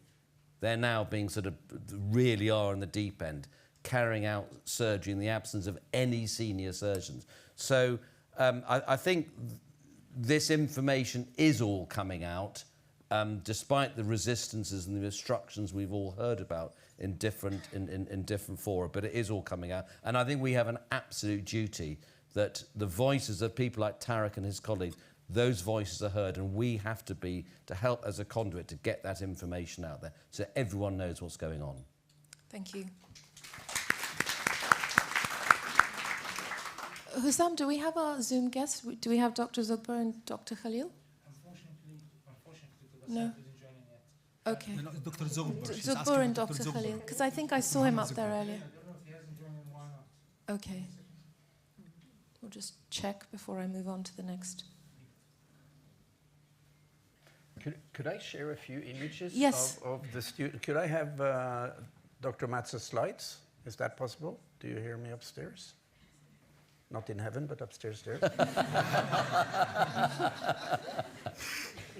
Yeah. Just very briefly, this is not working. Huh? Yeah, okay, next. Just move on quickly. These are two pictures showing the reality. Dr. Maysara Al-Rayes, to your right, was one of my medical students in Al-Azhar. He was a brilliant student. He was the head of IFMSA Gaza, the students' organization, international organization. He was killed with his family. His wife survived. His two brothers, his mother, father, and two sisters were all killed. He worked as a doctor. He went and had a scholarship here in London. He was given opportunity to work here, but he went back to Gaza. And he's one of the more than 1,000 healthcare workers being killed in cold blood by the Israeli occupation forces. So bless them and their souls, and they will continue to kill them because medicine is such an important part of the resistance. To your left is one of these fantastic medical students that we've been talking about. I got this picture from my good friend, Dr. K. I cannot name him. He's an orthopedic surgeon in Al-Aqsa Hospital in Gaza. And he actually put so much emphasis on the work of these students. But I was saying something in the beginning about our outlook, our foundation. How do we look at the Palestinian people? And I think this picture is so important. If you look at this man, you can see his failure. He's lost one leg.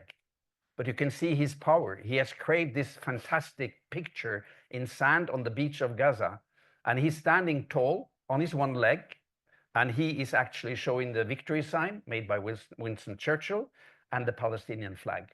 And the way we look at us, the way we, the white pre-colonialists, look at the Palestinian people is incredibly important because we still have this attitude which is saturating the international relief industry. And I fear that not only in medicine, but also in education, this colonialism will reappear and try to take over because it is really these people that need to be in charge. The Palestinian healthcare workers, the Palestinian researchers, doctors, professors, deans, they must be at the steering wheel.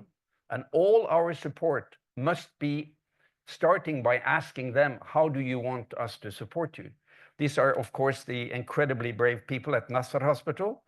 And don't forget, the Israeli occupation army has killed almost 11,000 students in Gaza, almost 700 of them being graduate students, higher education and medical students, wounded 16,300.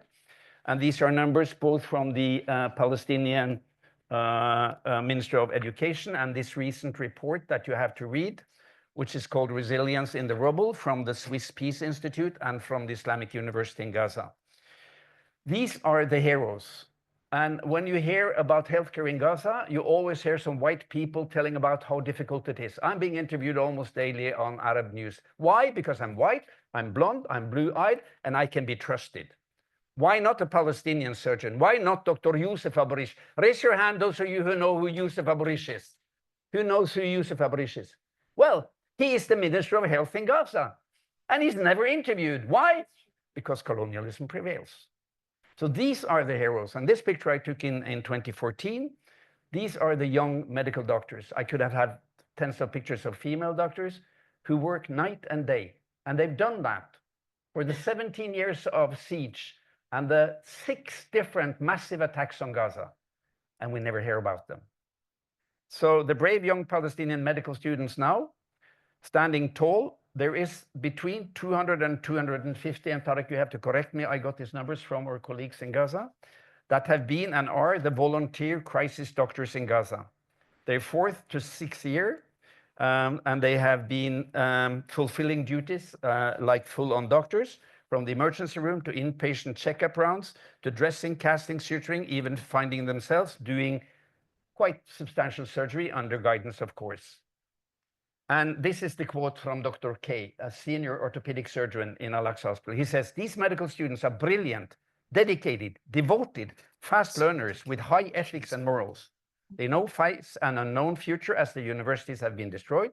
yet still finding a way to do what they love, being doctors, serving their people. These are the people that we are going to support. The one in the middle is my cousin, actually. Tamam. Yeah. Islam, my cousin. Yeah, exactly. Very good. And need is the mother of invention. This is a paper we just got published in The Lancet, Graham. It's 13 pages. And the first author, Khaled Al-Ser, was a student at Islamic University. And the last author, Usaid Al-Ser, was my medical student in Al-Azhar University. And these two are cousins. And the first author, Khaled, was the leading surgeon. He had to be that in Nasser Hospital when they were besieged and attacked. And they conducted very advanced surgery with the support of this video system that we established. He was captured. He was taken prisoner in one of the concentration camps. He was tortured. He came back after months, 10 kilos smaller, but went straight back to clinical work. So it is possible, Graham, to get access even to the 4 big ones, not so much on the US side, JAMA and New England, but British Medical and Lancet. Yes, we have to push them and read this paper because it's full of innovation, it's full of strength. And these two first and last authors are brilliant young medical doctors coming from the education in Gaza. So scholarships are tools of the future. And the main things that this report points to is that there is so much depth on the tuition fees and the universities because of lack of framing on the financial side, need the tuition fees, increased in tuition fees all the time. And if you end medical school without having paid your tuition fee, you don't get a certificate and you can't repay your debt. So this is a very vicious circle that we need to address. And then my last point, there are so many initiatives. Do you know about this, PSSF? Probably not, because it's on the other side of the Atlantic. This is the Palestinian Student Scholarship Fund. I've been there on fundraisers. They raised $1 to $1.5 million on their fundraisers. And their goal is actually to pay their debt, as they say, that they owe to our motherland so that the young can educate. And this Gaza initiative, they want to raise $10 million over 5 years for scholarship to the medical students in Gaza. We need coordination. We can't sit on each island or each continent. We need coordination. And again, I end now, the future of Palestine. It's, of course, justice, freedom, end to the occupation, and education. And look at this guy. He is one of these heroic men. My classmate, yeah. Your classmate. Look at him. He's in Pakistan now. Yes, and they are not only fierce clinicians, and of course, these 300 ones who have been doing this job should be immediately recruited as teaching assistants because they can teach the younger ones, but they are also leaders of high quality. So my important points when it comes to the recommendations from this report and my own points of view, we need a massive upscaling of direct support to Gaza's academic institutions. Direct financial support to, in particular, Al-Azhar and Islamic University, and for us, of course, medical school. We need to secure coordination of all these different worldwide initiatives. We don't run in our legs, as we say in Norwegian, but that we have a coordinated effort. It needs to be Palestinian leadership.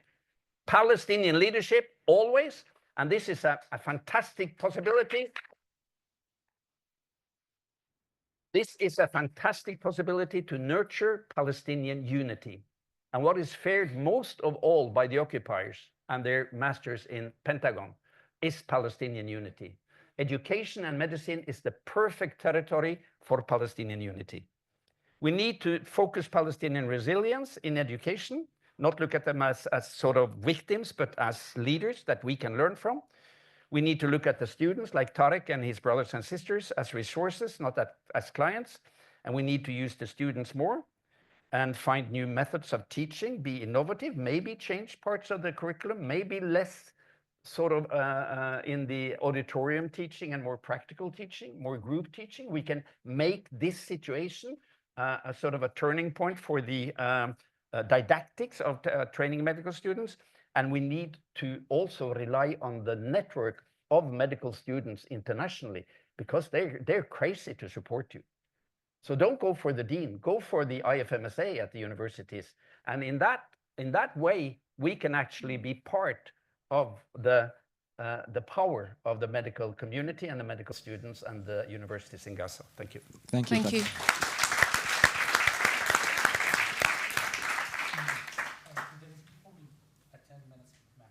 Okay. We're going to put questions to the audience. Okay.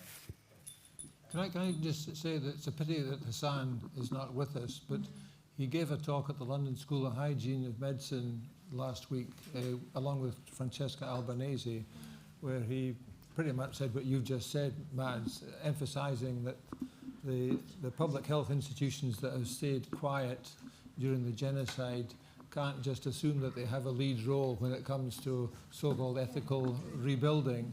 And he made the point that sovereignty was key and that the Palestinian voice had to be heard. And I don't know whether it's on YouTube yet, but I can't imagine it won't be. It's 10 minutes of Hassan, well worth searching and listening to. Going to put some questions to the audience. Is there somewhere with a microphone who's going around?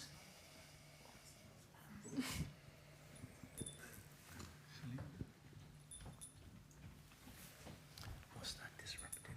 I cannot show this. I have a microphone here. Lucky. I'm lucky today. So Well, maybe while you can point to the audience. Okay, you'll just have to shout. the microphone I have a Oh, okay, question great. here. I have a question here. Sorry. To put face to it. Okay. The Hello. lady with the beret has a microphone, so I'll let her start the first one. Okay. I think I can shout. No, go ahead. Go ahead. Given the experiences of the whole medical team, nurses and students and doctors, in very unusual wounds, unusual circumstances, I would imagine that those people would have an amazing amount of experience to teach in the entire medical profession throughout the world. And my second point, I'm a lawyer, so I'm interested from that point of view. Given that the Israelis have used very, very forbidden arsenal and very new experimental biological chemical warfare agents and so on, I would imagine there needs to be a cooperation between the doctors who are on the ground who have witnessed extraordinary wounds and so on, with legal teams to prepare a sort of schedule of the sort of wounds that would constitute crimes against humanity and forbidden under this and that legislation and so on. You want me to answer? Right. I mentioned briefly, yes, we are very proud of their level of knowledge, as you said. But, we want to keep their medical college to the standard of recognition. So that's why we insisted that they should go through the normal syllabus they go on during their normal time. But yes, as an individual, especially the student who are actively who are supporting in hospitals. They will be, for example, supporting in plastic, but they don't know what's happening in orthopedic. They are supporting in orthopedic, they don't know what's in medicine. So we still need to bridge that knowledge. And that's why we insisted in our meeting that they should go, the same way they are going during their normal time. And now they are doing double duties. They are going and attending their training and they are doing services. So we make it more difficult to them, And they are up to that level. Fortunately, they have done so well that you will hear us in a statement coming in February or March that many of those students, they will be graduated and they become a doctors, the 6-year student, and all other years they will be promoted to the next year. And I can tell you, this is not an easy thing. And those people, they were difficult with each other as well. They are not difficult with the opposition. They are difficult with each other. They kept the standard so strong. I've heard a lot of complaint. I regard Dr. Lubani, I give it to him, that they are so strict with them in everything till this moment.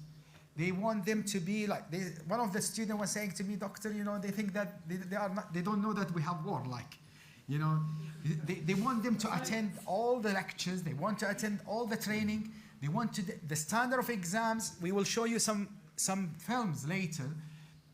I have heard this. Khalid has left, I think. I have heard this from a number of people who examined here in the UK and examined there, and I was surprised. But when I saw it myself, now I understand what they are talking about. The level of the student there is really very high, as Tariq was saying, and we are very proud of that. And I think, you know, we want to continue the same so that nobody can, you are a lawyer, come and said, oh, they were in war, how they were studying. No, they were in war, they were studying and they were treating. Can I interrupt? Can I just to your point about illegal weapons, of course, we need to discuss that. But this happens every time the Israelis are bombing. They use some white phosphorus, which is not illegal, but it is illegal to use it against humans. You can use it as smokescreen. And they have some sort of secret kind of, very strange weapons. That takes the attention away from the massive use of illegal weapons against civilians, like the ton bombs that they drop on refugee camps, like the collective starvation by imposing siege, which is illegal, like the collective punishment. There is plenty for you lawyers already to document and to show what they are doing. And just to follow up on that, just to reassure you that a large amount of the evidence that has gone to the International Criminal Court and has formed the basis for those charges has come from healthcare workers who have been in Gaza in the last 30 years. But also, I know we talk a lot about the wounds, and for various obvious reasons, but the NCDs, the non-communicable diseases, are astronomically high and are not getting enough attention yet. People are trying. That's what I was trying to look at when I was there. So it's a plea also to remember that what's happening with other illnesses is also part of those war crimes. And it's a terrifying mix of perfect environment for infections, and for lack of wound healing with starvation and dehydration, and then added to that the trauma. So let's think of holistically what's happening. Just to make you aware, Dr. Zogbor is with us. And so if you want to have another question. We'll put a question to Dr. Zogbor. You had a question? Sorry, can I speak now? Hello? Oh, sorry, go ahead. Hi, thank I'll come you. back to you in a second. First of all, I'd like to thank all the organizers of this meeting, because I think it's generated a lot of ideas and networking and a sort of moral boost, because we in the medical profession, we started our careers wanting to help people, and the helplessness which is displayed amongst many of my colleagues who want to speak up but are silenced, as Professor Nick Maynard just said. I'm an obs and gynae consultant. I've been a teacher for many years. I'm in the Oxford region, and I'm also associate professor for American University of Caribbean.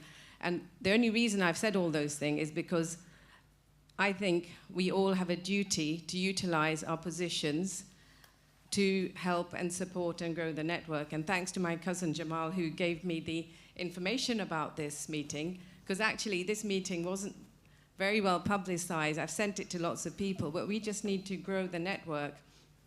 And I'd like to ask a question, really, of any of the panel, to say, our duty as medical practitioners, as leaders, as advocates for people who are helpless, that is being sabotaged by our own government. So the only chink of light in the armor I can see in the British Medical Journal, I saw IOF being referred to Israeli occupation force instead of IDF. Now, I don't know if that was a fake news or something, but I want to ask, in the UK setting, what can we do as medical professionals to voice our support for the people of Gaza, and how can we do that without being discriminated against or being labeled as anti-Semitic?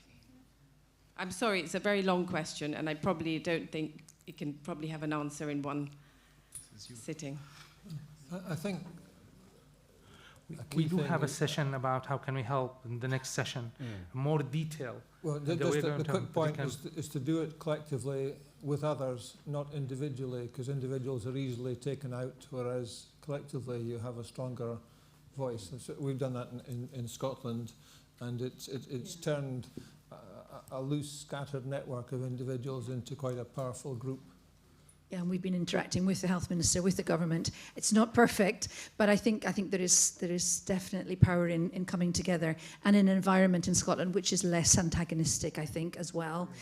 Can I also say, just to take care of each other, you know, I'm putting my head on as a holistic practitioner. I think it is hard, that helplessness feeling. Part of that is imposed by the structures, for sure, but part of it is actually a response to suffering. So, you know, the vigils, the solidarity is important to keep ourselves healthy and strong, as well as we support the best we can our Palestinian colleagues. So to stay strong and to stay healthy as we carry on that solidarity. I'll just take one more question.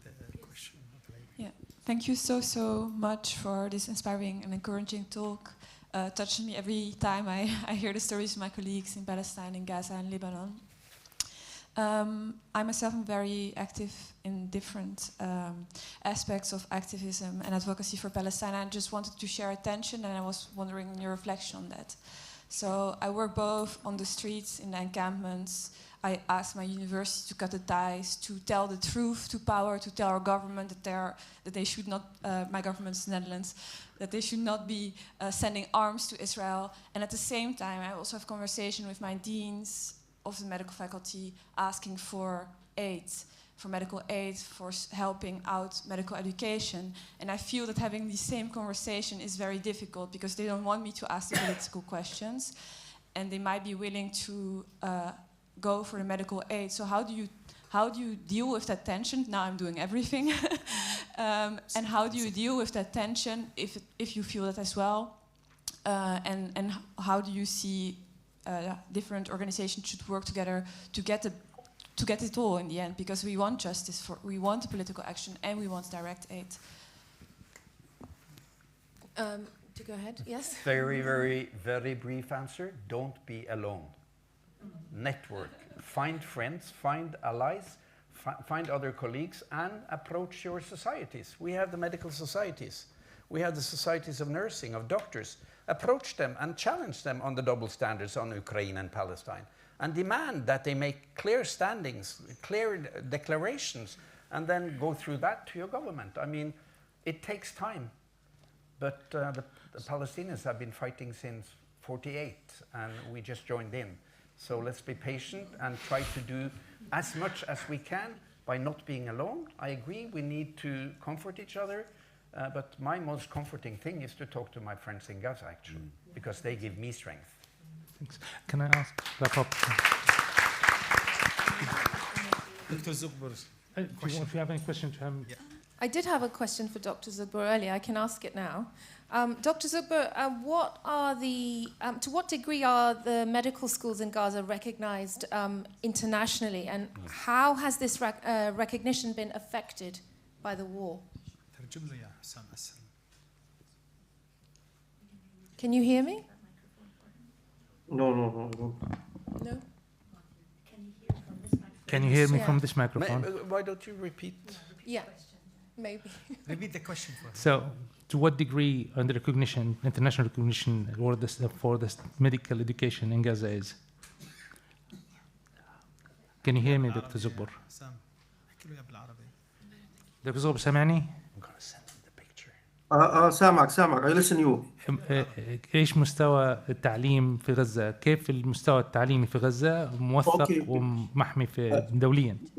You know about level medical education in Gaza Strip.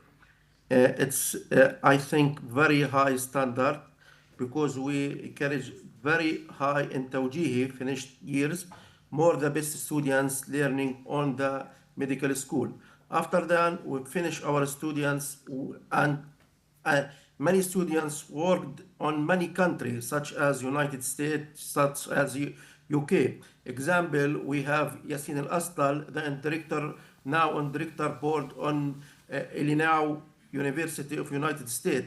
The last week, our student, Uday Hamad, finished the exam on the Royal Surgeon Royal College for 3 months on passed 2 exams, first part and second part on UK surgeon, and he have high score, 27 5 score, it's very high, and the little time doing this. We have many students work on the world, and also in China, United States, UK, Germany. It is all the time, net field, no any time one student failed on his exam on other country. I think we had a conversation about this yesterday, and you explained to me that the standards are, it's UK standards, but a different choice of modules, I think a modular also approach. Professor Matt Gilbert visit our college every year. He's seen our level, our students. Habibi. Very much. Can speak about this because I am dean. I don't speak about all the students better than our visitors, our Professor Nick. I'll شكرا Dr. Zughbour. You can join us after the break. Can I leave it for you to wrap up? And if there is any more questions from the, I know you. Tariq just wants to say something first. I think we really need to wrap up, but my suggestion, I know you. It's about IFMSA, so I wonder if it would be really beneficial to ask. Do you mind if I give her the question for the time being? Exactly. But can we catch up on the break after that? I'm from Students for Global Health UK, and we have been part of the support for Palestine in the IFMSA. I'm not sure, Mads, if you're referring to the social media campaign Liberation done by PAMSA, or you're referring to the action to suspend Israel, which happened in the General Assembly in August. And it's important to note that that was because of the actions of the president of the Israeli Medical Students Association. And that was something we were involved in. I was here with Ziad. We were in the room together when that motion passed. When it was voted in, and helped with the organising behind it. After that motion, and I think it's important that we wanted to do as much as we could as the UK, because we realised we were privileged not just in the world, but also in Europe. There were many student organisations from different countries in Europe, especially more in Eastern Europe, who were under intense pressure from their governments not to speak up. And we're privileged that we don't even have that pressure. And we then faced the other problem of the lobbying power of the European student organizations, which numbered 33, versus the Eastern Mediterranean region organizations that number only 11, even if they actually enumerate more medical schools and more students. While this was an incredibly meaningful step for medical students, while it might be small for the world, it was very meaningful for the people there. But we were wondering afterwards, there was a backlash in journalism, in the media. The organization was labeled anti-Semitic. There was pressure from the WHO, there wasn't pressure from the WHO, but we were led to believe that there had been. How, when it is students facing very large external pressures, who can we reach out to? How can we get support in this arena where there are a lot of highly valued medical students and people who will be very important in one generation's time? Nick, would you like to? Nick, do you want to answer that question? I think I have this. Oh, you have the answer? Yeah. Okay. No, I think in the old times we had really struggled a lot having this thing. I remember my brother had struggled a lot for more than a year in one of the cases. But I think now we have good support with lawyers for Palestine. And I think Dr. Ghassan case with GMC was a good example of what's happening. So I think it's good that we have a body at least which we can approach. And they are really good and they're very well connected and they know exactly the laws. I mean, it's many, yeah. Yes. The ICGS. And so they can help the people, especially in these circumstances, even kind of an advice or just raising a case or something like this. So I think we are really lucky at this time as part of the solidarity and the reaction of what's happening since October 7th. So that's, I think we are lucky in this time that we got this support. At least I know in the UK we have it. Thank you. I would recommend all questions either be postponed till the end of the next session or can be discussed with the panels directly during the break. Otherwise, you guys are not going to have tea and coffee. And we did pay for that. So please go for it. We need to be back by 4 o'clock, please. Thank you. Thank you very much.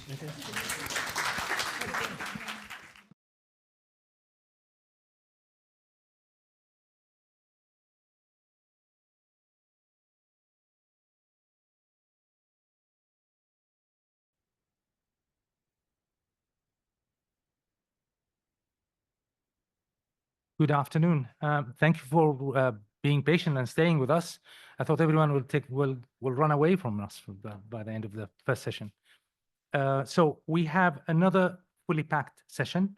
Before we start our session, I would like to show a video for Dr. Anwar Sheikh Khalil. He's the dean for the Islamic University. It's a 7-minute video just to as an introduction, and after that I will invite the panel members to the stage. Richard, could you please play it?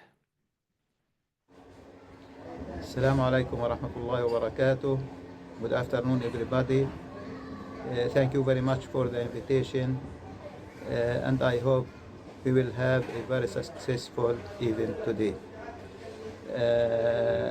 I'm speaking to you from Gaza Strip, where we are suffering from a very destructive war for more than 13 months, and still it is going on. I hope it will stop in the very near future. We can go back to our regular medical training. The effect of the war on our universities, the buildings of the Islamic University of Gaza and the Al-Azhar University, most of the buildings were destroyed or damaged. And all laboratories, including the scientific laboratories, the computer laboratories, and the clinical skill labs, all of them were destroyed, and even all the infrastructure for the medical training. The Islamic University of Gaza alone lost more than $140 million because of that, and I think the same will be lost by Al-Azhar, or even more than that number. Again, the effect of the war on the staff, many of the staff were killed, and many of the students were killed as well, and survivors lost one or more from their family members. Everyone is affected psychologically, and they are very sad because of that.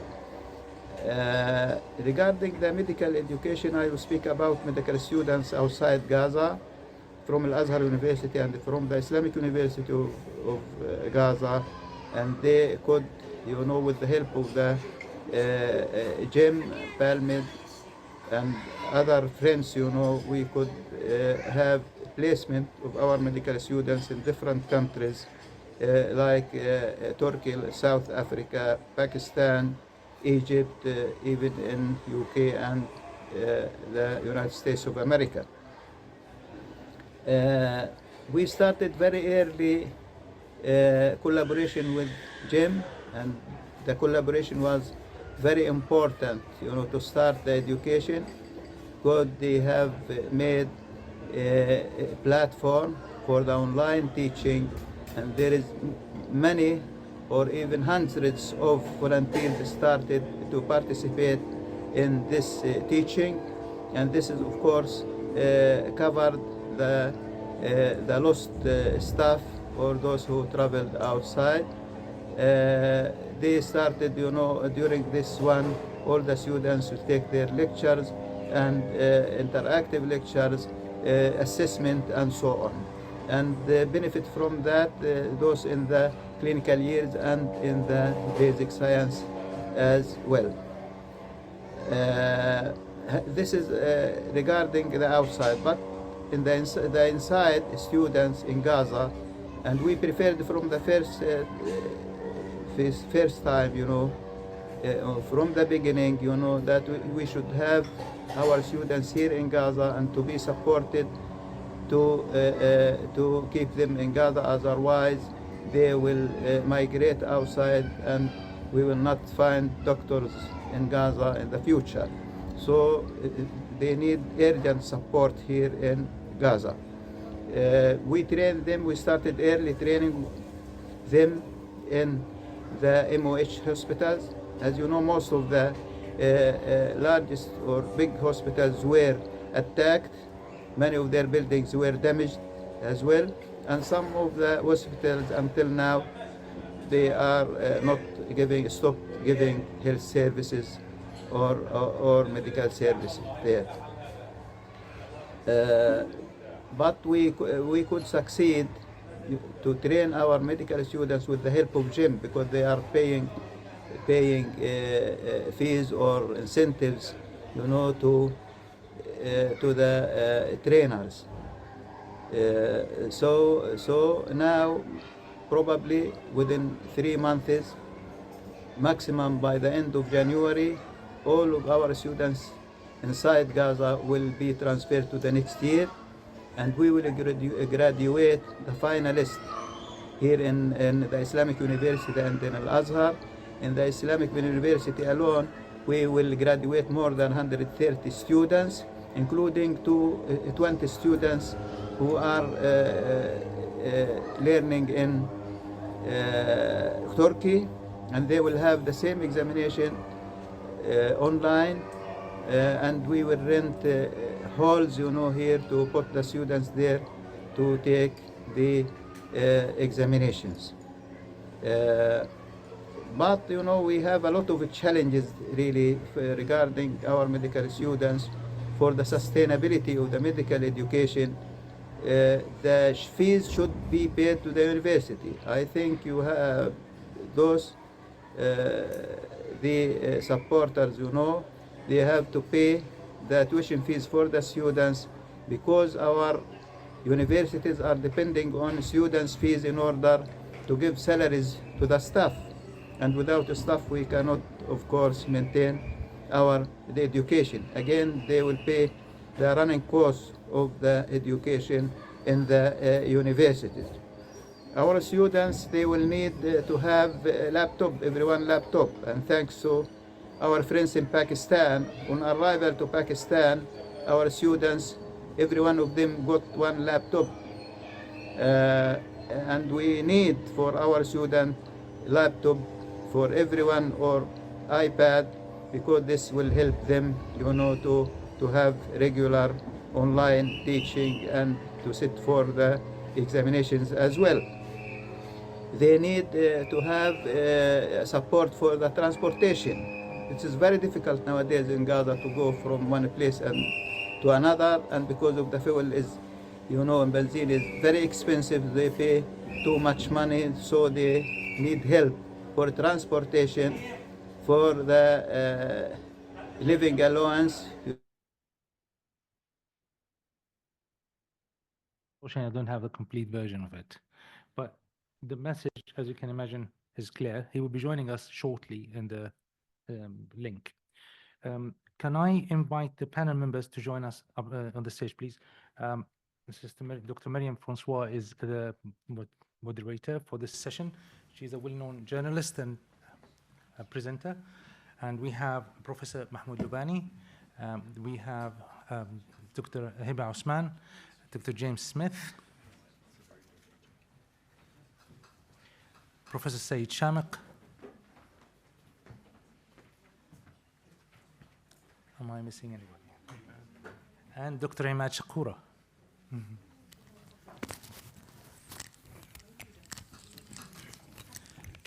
We are going to be joined online by Dr. Anwar Sheikh Khalil. Is he online with us? Richard? Yes. And thank you, Dr. Anwar. And halfway through the discussion, we're going to be joined online by Mr. Morty. He's the one in charge, the engineer in charge of creating the platform, and you'll hear all about it today.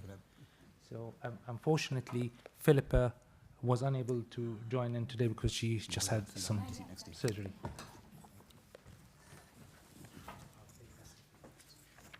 Guessing that's for the Q&A. Hi, good afternoon, everyone. Thank you for being here. Special thank you, of course, to our panelists.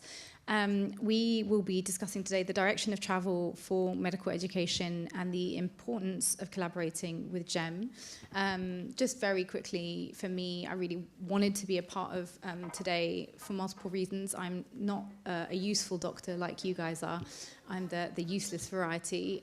But I do note that the collaboration between those of us in places of safety and those who are on the front line is an essential part of resistance to what is ongoing. And I've already raised an equivalent initiative to this within the world of journalism, where, for example, our journalist colleagues on the ground in Gaza receive no training, no guidance, no support on how to protect themselves in situations.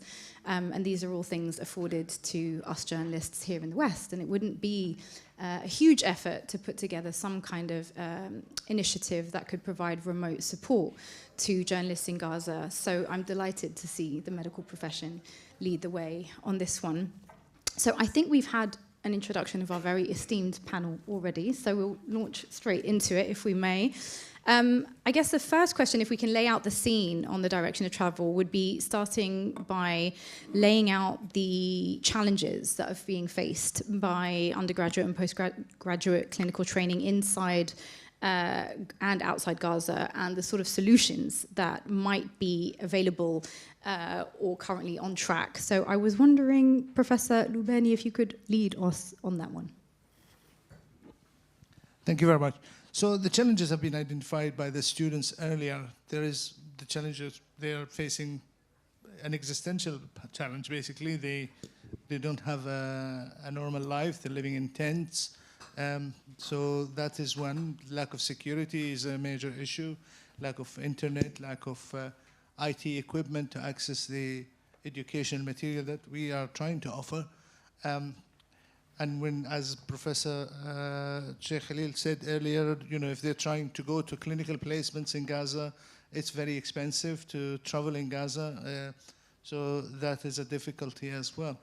And with all of that, they're undergoing a major trauma in Gaza, the whole population, but also the students, because they're on the front line facing seeing the injuries and the death and mayhem that is happening as a result of the war.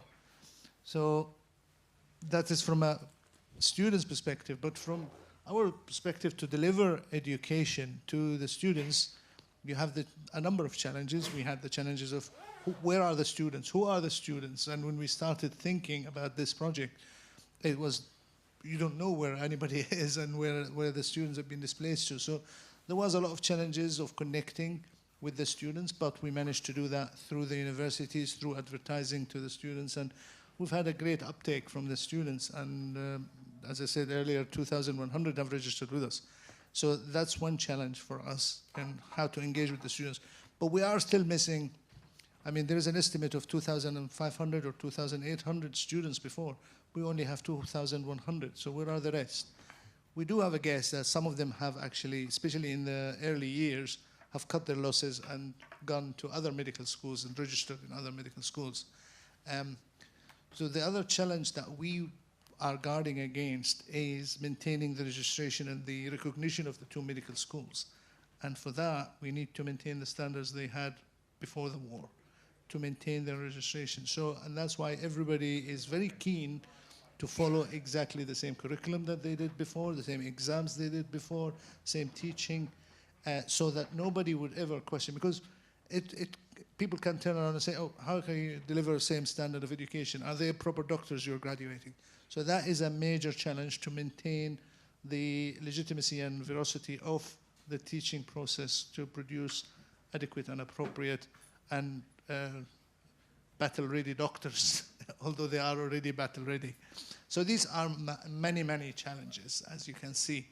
And covering all of that is the financial difficulties to run such a scheme.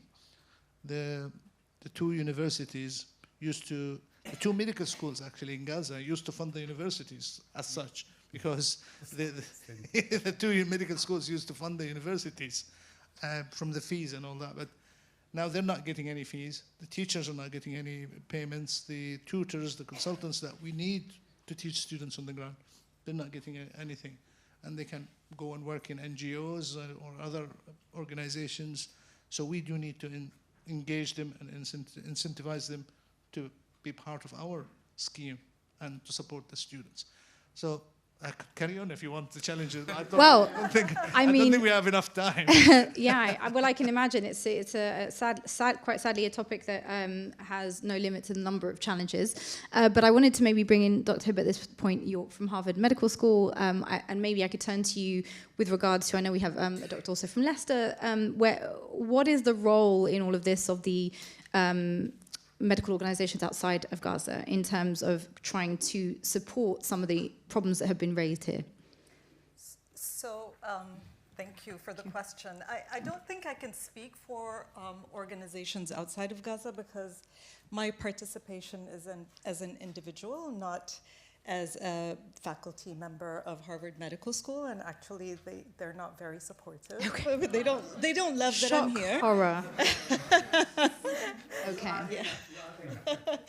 But I have to say that the involvement, a couple of things to continue the question about the challenges, is that there is no boilerplate, there is no template for what we're doing.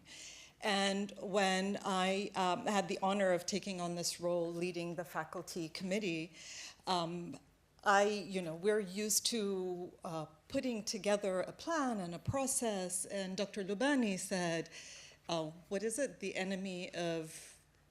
Perfect is the enemy of good. Yeah, perfect is the enemy of good. He said, just jump in, and that's what we did. And we've been learning in the process. So we started out doing things one way and thinking this would work, and we keep stopping, reassessing, and changing direction at multiple steps in the process. And it's been a very steep learning curve, but the interest of the faculty volunteers in rolling with the punches and working with us to adapt to the needs has been immense. They're so responsive, they're so helpful.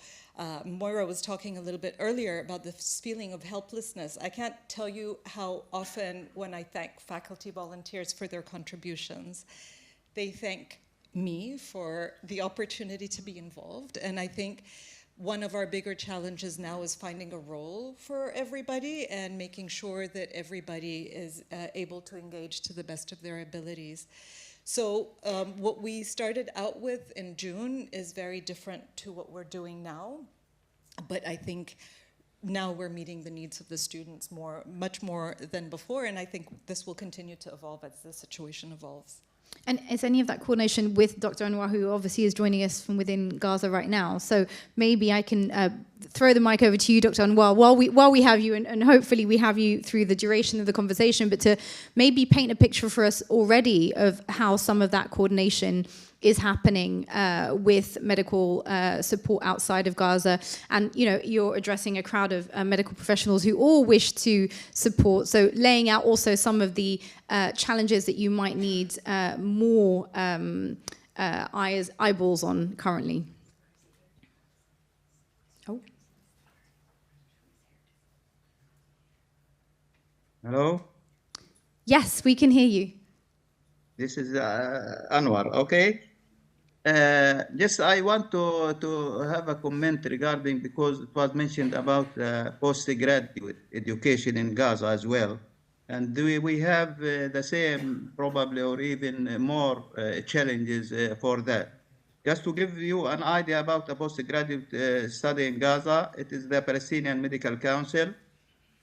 We have more than 16 programs recognized by the Palestinian Medical Council as training centers, and again is recognized by the Arab Board. Many of our residents passed the Arab Board while they are in their residency programs. Day after tomorrow, there is a united or one examination written examination for the final Arab Palestinian Board with the West Bank. Side by side, it will be online. We have more than 500 residents in this program here in Gaza. But again, this program, it is affected too much by the war because of most of the hospitals were attacked, damaged, and the equipment also was affected. the staff was affected as well, and many of the staff were either traveled outside or those who were killed.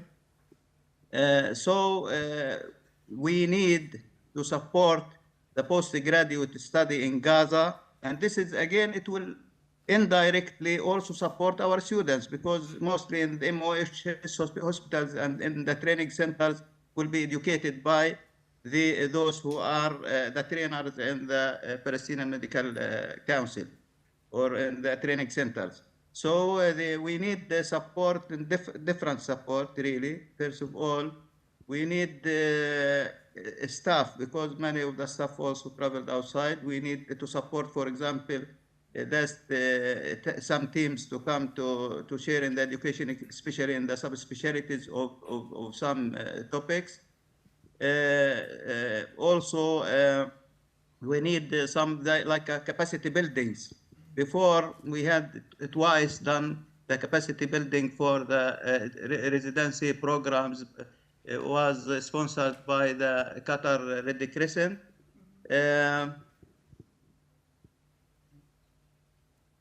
To my board of trustees, the Palestinian Medical Council, and I am the head of high committee there. So we are working now to support this program, but we have to go parallel again to support postgraduate study outside, especially we have programs are not there in Gaza. We have many, postgraduate programs, but I think they are not sufficient. We have the Hamad Scholarship in Qatar.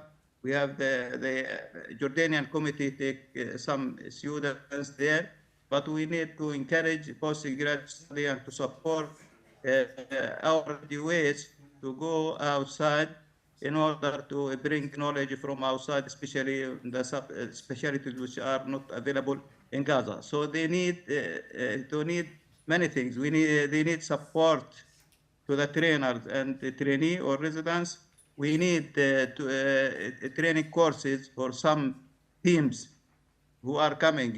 As maybe it was mentioned of the previous,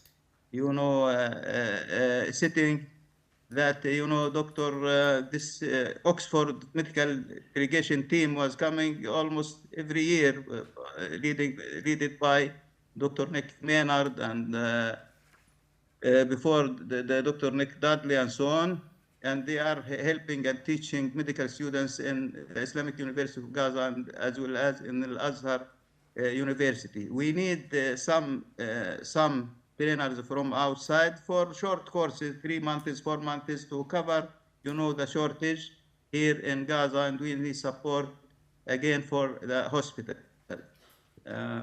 Maybe these challenges also is reflected again on our medical students, and it was Dr. Lubani gave it in details. Thank you. Thank you very much. Sorry, did you want to come back on that? No, I was going to say that maybe Dr. Ahmad should be. Well, that's who I was coming to there next, we go. believe it or not. So thank you for that. Well, you could any comments, obviously, particularly to the statements being there, but of course, maybe just remind everyone that you're the chair, module delivery committee, and former vice dean of the IUG Medical School. And so in that capacity, obviously speak to some of the comments that were already made, but I wanted to ask you about sort of the delivery or the successful delivery, given the context of clinical training under the Gaza Medical School's supervision, both outside and within Gaza. Thank you. First of all, I was invited to the very early meetings of initiating the GEM scheme, and the people in January are just introducing that we are going to conduct online learning to the students in Gaza, and as a former vice dean and was supervising the e-learning during the COVID lockdown for the basic medical sciences. I think those people are kidding. So this is nearly impossible to be achieved, because the Israeli occupational forces have destroyed the infrastructure, the universities, have targeted the servers. So when you go, and it was a very bad feeling for me when I went to Google website and then search for IUG, and it was permanently closed. So it was shocking for me how they close the university while it is still. And I'm here. I'm teaching the medical students just in October before the beginning of the current war. So it was devastating on many aspects. And they also targeted the labs as well. So we have part of the curriculum is the practical sessions, and we don't have labs available for the students, which is different. In the clinical years, they have the universities. They can go for clinical training, but what about the students in the basic sciences in the first 3 years of medical education? So it was horrible, actually. And when we think about the people who will deliver the lectures, we've lost many of the distinguished lecturers as the IUG and AUG. And those people were leading entire courses, so we don't have people to teach the students these courses. So it was, how could we teach pathology? And I lost my close friend, Dr. Muhammad Dabbour, one of the distinguished pathologists in Gaza. He just returned back from specialty in Jordan. And then the mass displacement of the students and lecturers as well in the early days of war. So they are displaced in tents. They are just thinking to secure some food, some drinks. There is no electricity. They left behind the textbooks, the devices, and everything that can help in resuming the medical education. So I was thinking, it's nearly impossible to be achieved. So what people in GEM was planning to do is to shadow 2 medical schools, which is a very, very difficult mission, actually. And then they created the platform, which is I think it is the greatest achievement for GEM scheme is to offer the platform, the educational platform, the GEM scheme, and then our mission now is to fill in this platform. So we search everywhere about the educational materials. So the educational materials are in the university platforms. The servers were targeted, so we don't have any access to those platforms to retrieve the educational materials and transfer them to the GEM platform, and then with the lecturers themselves, but the lecturers either killed or displaced, so there is no possibility to ask them while they are just trying to save their lives or to help the patients in the hospitals. And then one of the big hopes that we have received, that the most of the resources were retrieved from the student unions. The student clubs, they helped us a lot in offering the educational resources and then filling the different courses in the platforms, creating 2 universities on the platform. So things are starting to become ready for resuming the medical education. And then when we started in June the 1st for the clinical years, and then I was talking to Dr. Hiba all the time, because we are working together.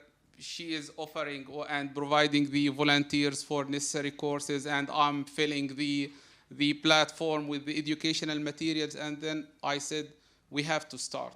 We will not know if the process is progressing unless we start. So we agreed to start in July the 1st with demo of 2 courses. I taught those 2 courses for the IUG in anatomy and histology courses, so that I wanted myself to have a close look on the process. How is it going? How the students are engaging in the process? Can I make quizzes, online quizzes, testing? And then everything was brilliant, actually, and was promising. So that's gave us the hope to go forward and to start the first semester. And we fortunately finished the first semester, and now we are in the second semester. So the impossible thing is now possible and deserve the support. The students are contacting us every day, asking about the marks, and we are just finding some hope in resuming our education. So that's why they deserve the support. And you all heard from Dr. Riyad about the students and how they are helping in the hospitals and how they are shadowing the seniors and doing the assistance and sometimes surgeries. So they deserve their support. Yeah.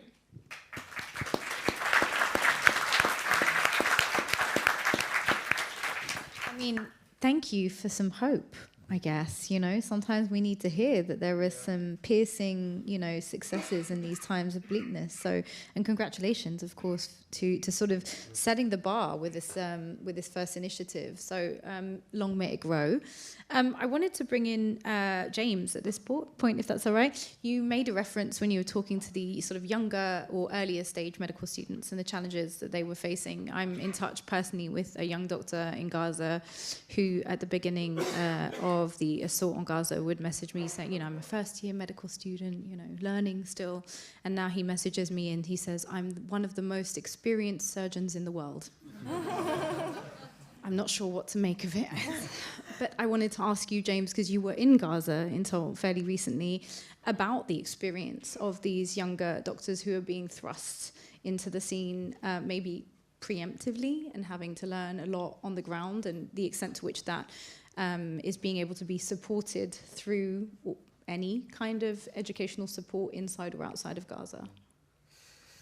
Yeah, I mean, I think chronology is important here, of course, and I think, you know, again, we draw from the expertise of our Palestinian colleagues who, for a long time, have been talking about slow genocide in Gaza and throughout occupied Palestine, and that's particularly important when we think about medical education. So many of the colleagues that we work with, junior as they may be, they've grown up during the occupation, they went to medical school during the occupation, during several previous Israeli escalations, and now they're practicing medicine or trying to return to medical school in the context of this accelerated phase of a long-standing genocide. We've all sort of described, I think, certainly during this morning's panel, having worked with both medical students and junior doctors, our nursing colleagues, of course. Tarek was reminding me when we met this morning that we worked together briefly during our time together in Al-Aqsa. One of my last days in Al-Aqsa in January, we were working with a fourth-year medical student who has since now returned to medical school, in part through the efforts that have been described and that should be celebrated here. And she was providing care to a teenage boy who had one of the most horrific trauma-related injuries that I have ever seen. I mean, I'd probably just emphasize again that the colleagues that we were working with, junior as many of them were indeed far more experienced than many of us as specialists. I mean, one of the things that I've heard from several colleagues during several discussions, including again this morning, was that from a clinical perspective, we're not necessarily bringing anything that our far more junior colleagues couldn't teach us 1,000 times over. I had a brief look at Tarek's CV as we were sat here earlier, and the medical procedures that he's performed as a medical student far overshadow what I've achieved in 10 years as a registered physician. And I think that, you know, when we pivot towards thinking about how is that then acknowledged when we move forward, one of the key dimensions, of course, will be finding ways to adapt existing medical education systems, be they in Palestine or for students that are traveling outside of Palestine for brief periods to receive specialist education elsewhere. How is that experience acknowledged? You know, we have very, very experienced individuals who are trying to apply to far more junior positions because we have these rigid medical education systems. I'm thinking here about in the UK specifically as opposed to in Palestine, that don't flex to sort of recognize experience. It's not an experience-based system. It's often, you know, the number of years that you've been qualified and the hoops that you're able to jump through. And that's, of course, something I think that in this particularly exceptional situation will need to be changed. Thanks very much, Dr. James. Thank you. Professor Shamik, I wanted to ask you about something I think that was hinted at here, which is modular education, right? Which is increasingly popular in all sectors, but seems to maybe be something that has to be speeded up by virtue of necessity in this situation. I wanted to ask you about kind of both the possibilities that it offers, but perhaps the limitations. I'm coming from a social science background. There's a lot we can learn by just modules, but I'm guessing that might not be as easy for you in the medical sector. I think, just to start initially with what you started with, Miriam, yeah. I think your analogy with journalism was very apt because just like healthcare professionals, we've been... Is it? You can't, yeah? Higher? Okay. I tend to mumble as well, which probably doesn't help. Let's use both of them and let's... So just the analogy that you started with, I thought was very apt in that journalists, like healthcare workers, are probably the most targeted professionals within Gaza, and the rates of deaths amongst journalists likewise. For that reason, but also for the reason that you highlighted, that this vehicle, this mechanism that we're all developing here for ongoing education, both for the individuals and for the institutions, of course, applies to any discipline. It's particularly relevant to vocational disciplines like medicine, nursing, midwifery, architecture, engineering. But of course, as we know through COVID, nobody likes studying online. So even though there are online approaches now, all of these disciplines, I think, we should try and take advantage of this vehicle that's being created. To the question about different approaches to teaching, I think that's been touched upon by colleagues already in the sense that medical education is quite rigid. There are certain requirements of within medical education. The UK is particularly rigid. We'll come back to that in just a minute. Which basically means that to be in a recognized medical school awarding degrees that are internationally recognized, you need to meet certain requirements. And some of that will be theoretical, some of that will be practical. And if you're not meeting those requirements, you're not really going to be a school which is at an international standard. Having said that, there have been changes. I think as the deans have both mentioned, they are taking an accelerated approach to the learning that the students are undergoing. And to be very frank, we all saw this during COVID. So in Oxford, for example, our finalists at the time graduated without finals. I mean, so they went into the workforce early as foundation year 1 doctors. So when there are exceptional circumstances, and what could be a more exceptional circumstance than genocide, frankly? I mean, we make exceptions even here in the UK, even in our very rigid medical system. So just touching upon what so Hiba was saying, she was, and this is again a crying shame that she can't be here representing Harvard, representing her institution. I thankfully can say I can represent Leicester and talk to what we've managed to do in Leicester, and I hope that will be a model that we can take forward elsewhere as well. It took a long time. It was kind of 7 or 8 months. I think when things kicked off in October, so with Nick and others, the Oxford group of doctors who go to Gaza, we go every year. I say we. The white doctors tend to get it more frequently than me. I think my permits tend to get rejected a bit more. So I tend to go in, 1 every 3 years. They tend to go every year. So we were meant to go in November 2023. Obviously, in October 2023, when things kicked off, we knew that we weren't going to get in. And we all, as people have mentioned already, that helplessness, what can we do? Some, like Nick, the surgeons, the obstetricians in our team, went in. They were able to kind of be part of the emergency medical teams, like James, likewise. For me, as a medical educator and as a primary care doctor, the need for primary care will come, of course, but it's not now, unfortunately. But as a medical educator and having contributing to medical education with Palestinian colleagues in the West Bank and Gaza over the years, I was quite keen to see what we could do for those. And again, working with Jem and Palmed Academy, thinking about those particularly who are, because the deans are doing an amazing job despite everything within Gaza. But what about those 300 to 400 students who were externally displaced outside of Gaza? And some of those they were stuck outside. They were outside pre-October the 7th. They might have been out on elective, visiting family, and then they couldn't get back in. And others, of course, managed to get out maybe during the ceasefire or paying extortionate rates to come out through Egypt. So we're looking to find kind of continuity of studies for them. And there were lots of models in play at the time. One of those models was to try and get those students embedded in our own universities. Impossible because in the UK, there's no accreditation of prior learning in medicine, unlike for other disciplines, which means that if you're a 4th year, 5th year medical student, you go all the way back to the beginning. So the challenge was trying to find a model that would work. And this is, I think, where kind of Palmed Academy and the GEM scheme have really excelled. And again, I think created a model that can be used in disciplines outside of medicine as well, is to say that we want to ensure continuity of study, not just for these students, but actually also for their institutions. So we will embed them, so medical schools, those who are medics or medical students or medical education will know that medical students will often go in their final year or penultimate year on an elective. So they'll go, if you're a British medical student, it's a bit of a jolly, basically. You go for a couple of months to somewhere in the world, enjoy yourself, maybe do a bit of clinical stuff, but actually it's not that strict. In other parts of the world, it is quite strict. So we're looking to kind of piggyback off that model and create an extended elective model. So basically students would kind of embed themselves within a medical school, cover the placements they needed to cover, and as a result of that, those placements would then be recognized by their home schools and their degree ultimately awarded by their home school as well. So it's not really been modular. I mean, there has been some flexibility, but of course the med schools in South Africa, the ones that we've been liaising with, in the UK likewise, there's only so much that they can flex what they're doing to facilitate other student studies, because these students will need to complete A, B, and C rotations. It may be that doesn't align exactly with what the medical school, the host medical school is doing. So some students have had to, much to their chagrin, because they want to graduate as soon as possible and contribute to kind of Gazan healthcare as soon as possible as doctors, they've had to repeat some things, and that has been frustrating for them, and we get that. So we're trying to facilitate as much as possible a rapid move towards their graduation, but actually recognizing, as Dr. Anwar was saying, those students in Gaza will actually be graduating before their counterparts in South Africa and elsewhere, because of the accelerated approach that they've taken in Gaza. Those in South Africa are, sorry, just a quick anecdote. When we were preparing for South Africa, actually, we had regular meetings with the students who were going to the University of Cape Town, which was the first university that offered this placement for 27 students from Islamia and Al-Azhar. And I remember one of the students saying to us, because we had kind of regular conversations about preparing for travel and so on, and they just obviously escaped from Gaza into Egypt. And one of the questions, quite common questions from them was, we hear South Africa is really dangerous.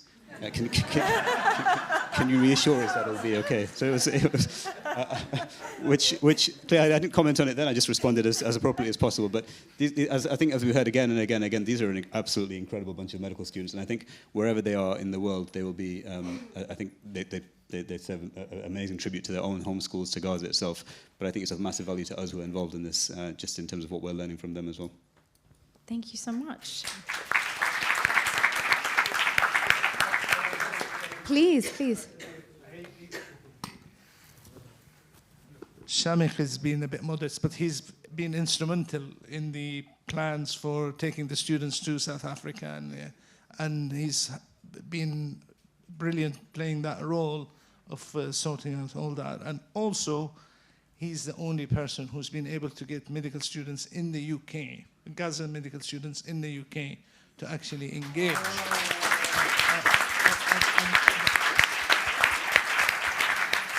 And I would like him to talk to us about the challenges of that and how did he solve these problems. Because I'm sure people around might be able to do the same for other students. Well, it would be great, because I also, one of the things I wanted to address before we go to South Africa, actually, because we have a talk coming from South Africa, was exactly this, because obviously you Dr. Hiba, can't speak as Harvard, but, the ICC has now issued the arrest warrants. International law is now very clear.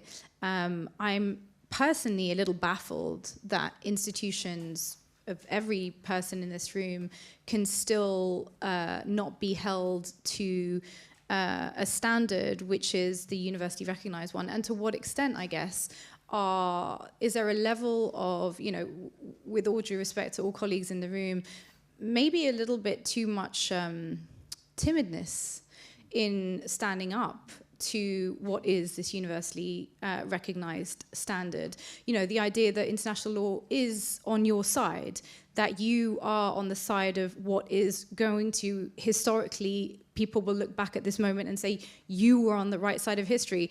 Why are people umming and ahhing? Why are people, it's a genuine question for me, because I feel that so many people are senior people. There'll be senior people here, there'll be senior people watching. You can step into a room with the full authority of international law on your side as people in a safe part of the world to speak up for people who can't. Why isn't that happening? Genuine question. Okay, so this is a very sore spot for me, because I think the U.S. has been very exceptional in the role that they've played, and their response to the arrest warrants from the ICC as well. But speaking just from the medical perspective, there is not a single medical institution or organization that has taken a position against what is being done in Gaza to the healthcare system. Forget what's going on politically. Not a word about the abduction and torture and murder of healthcare workers, the destruction of the healthcare system. And we do speak. We have healthcare workers for Palestine and cities across the US and in Canada. And I can't tell you the level of intimidation and silencing and surveillance that we get. We're not even feeling that there is any shame or movement towards making change. It doesn't mean we will stop, but it's unbelievable. The best response you'll get is it's complicated. So my own dean, I have to say, my own dean at Harvard Medical School told me, why are you protesting here at Harvard? Why don't you go protest in Gaza? So I really would love to pick up on it, because I think obviously, and I do fully understand this is a US genocide, let's be clear. Mm-hmm. So I understand where you are coming from to that extent. But I'm just wondering, the intimidation that we're talking about, let's speak frankly here, is legal intimidation, yeah? But it's a legal intimidation that's happening within a context where the law is on your side. International law is on your side. And I understand that in the belly of the beast, it's a little more complicated, but we are, far in many ways from being the belly of the beast, with the lapdog of the belly of the beast over here. And I just wonder why we're not a little bit more, I'm not going to say proactive. I know many people in this room are extremely proactive, and I know health workers have been, but the same legal threats that are being wielded against you are the ones you should be wielding against them. Do we have lawyers involved? Are people using lawyers? Do you have, I know you're all medical professionals. We have one, but do you guys have lawyers involved? Because you need to take this to the court. I think somebody mentioned lawyers for Palestine earlier, right? There is a... Yes. There's a lot of questions about that online. But we'll come to this. Maybe you can tell us how you've succeeded. Sure. So, perhaps that can... I think some of this relates to what Mads was touching upon earlier, in that, again, just speaking frankly, we're institutionally racist as a country. We saw the response. It's been mentioned already with Ukraine, for example. So the Medical Schools Council, which is the umbrella body for all medical schools, in 2022, they issued a couple of statements on against the aggressors, Russia, and what they were doing in Ukraine, and how we could support medical students from Ukraine, and so on. Afghanistan happened after that. Sudan happened after that. Gaza happened after that. Not a word from the Medical Schools Council. I wrote them a letter at the time. I didn't really receive a response. Now, thankfully, because of what we've managed to do in Leicester, which I'll come to in just a minute, thank you, Prof. Labani, we are presenting to them next week, actually, so all the deans of the Medical Schools Council, just to say that this is what we've achieved. So what have you achieved? So there were two students who were, I didn't realize there were three. I need to get the details of that third person. There were two students that I was aware of that were displaced to the UK. Now, the reason they were displaced to the UK is they were studying in Gaza, one from Islamia, one from Al-Azhar. The reason they were displaced to the UK is because they had citizenship through kind of family means, or maybe they spent some time here and so on. So they were able to get to the UK. But like most of the Gazan students who were displaced, they spent a year basically whiling away that time, wanting to get back into studies, but they couldn't because they had no way of continuing their studies until kind of the GEM scheme came about. And then with support from Prof. Labani, and then really speaking to the exec, and I guess part of this is having supportive leadership within the school, and I guess part of it is being within that leadership structure. So I'm on the exec within the medical school in Leicester, so it's presenting it to them. They provided some very helpful, some people may see it as a bureaucracy. I think it was very helpful scrutiny, actually, of what I was presenting, the possible concerns that might be raised, the kind of its complicated sort of responses that people might raise.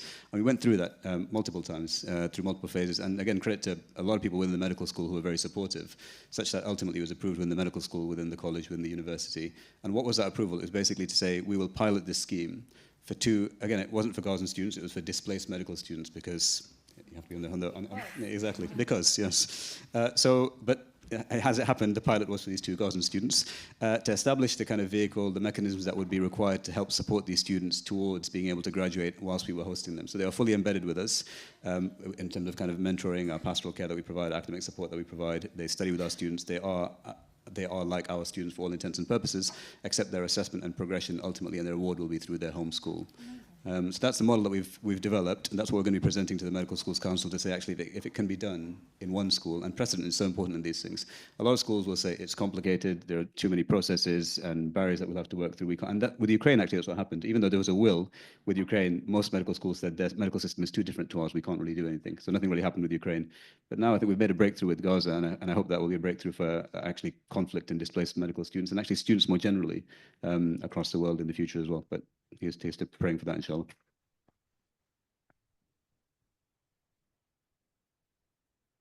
Of course, the vital importance of precedents is not only that they pave the way for replication, but they also pave the way for comparison, and particularly from a legal perspective, at a time where the question of the liability of any institution today that continues to provide support, material or otherwise, to genocide should be very much something that we are all putting on their radar, right? It should be fairly obvious to the members of the press, to the members of our medical institutions, to our politicians. Is there anyone in the room that was involved with Project Pure Hope here, by any chance?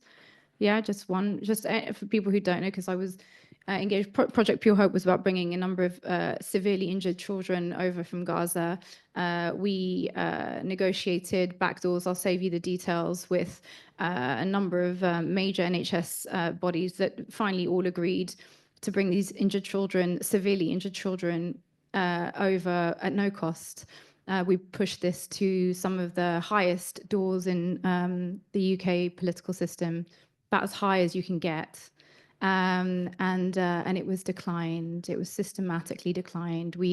I was texting some of these politicians on Christmas Day saying, have a beautiful Christmas day. Today, this child died, and sent them pictures of the injuries of the child in question. I hope you have a wonderful Christmas with your family. Those people are now liable for prosecution. They were very well aware of what was happening. They were informed, and there should be legal cases against every single one of them. But they're not the only ones, right? You will have been raising the alarm within your institutions, and anyone who had the alarm raised and declined at this time should be on a list, which should go to somebody legal and should be part of an accountability that we are all required to undertake. At the very least, I'll stop talking now. But we have a presentation now from Muti Abraham from South Africa. God bless the South Africans on every level. So.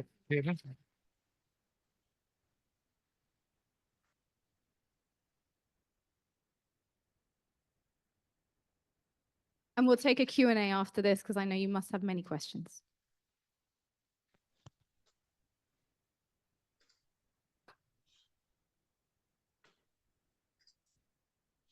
You want to let him know he can.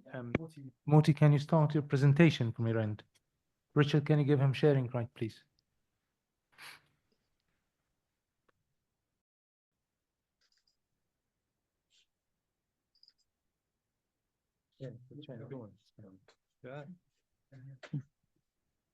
You can see that? Yes, we can. Yes. Can you be brief, Muti? Very brief, Professor Labani. I know this is your favorite topic, but at the same time. You need to go to presentation mode, Moti. Good to see you, Moti. You can see it yet? Yes, we can. This is, you need to make it bigger. It's showing us 2 slides at one go. Okay, I'm in presenter view. Yeah, give me a second. Put presentation view. That's it. Yes. Give me 1 second. Just stick with this one. It's fine. This is our tech guy. You can still see it or not? Yeah. I can go? It's okay. All right. Thank you very much. Assalamu alaikum wa rahmatullah. Good afternoon, everybody, medical professionals, guests, ladies and gentlemen. It is, of course, a big honor for me to be part of this. I thank you very much to be part of this gathering, as well as obviously part of the scheme. My name is Abdul Moti Abrams from Cape Town, and yes, I am proudly South African, and I can safely say I'm here today with the full support of both my country and its government. I'm very proud to be part of the GEM scheme, and I work within the technology sub-program. The ongoing conflict in Gaza has obviously placed an enormous strain on its healthcare system, resulting in critical shortages and medical professionals and severely restricted access to education for aspiring medical students.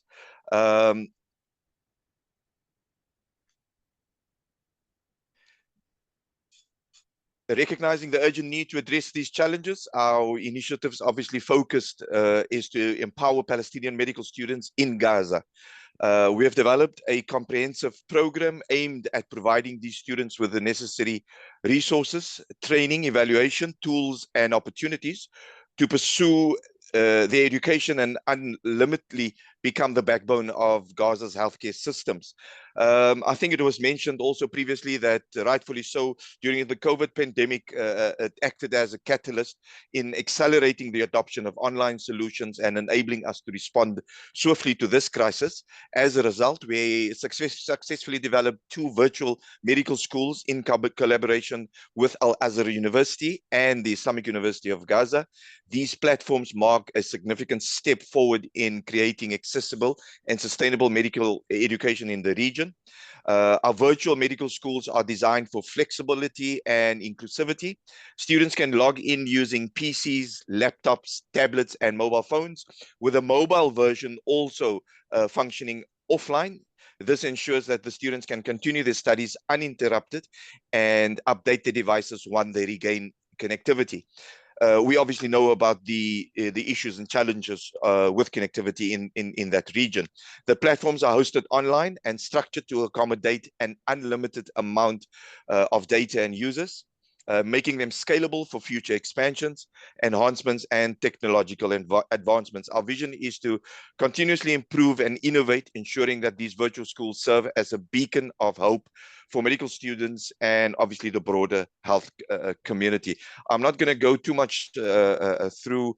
Dr. Lubani already spoke to the numbers, which is on the system itself, 1109 for Al-Azhar University.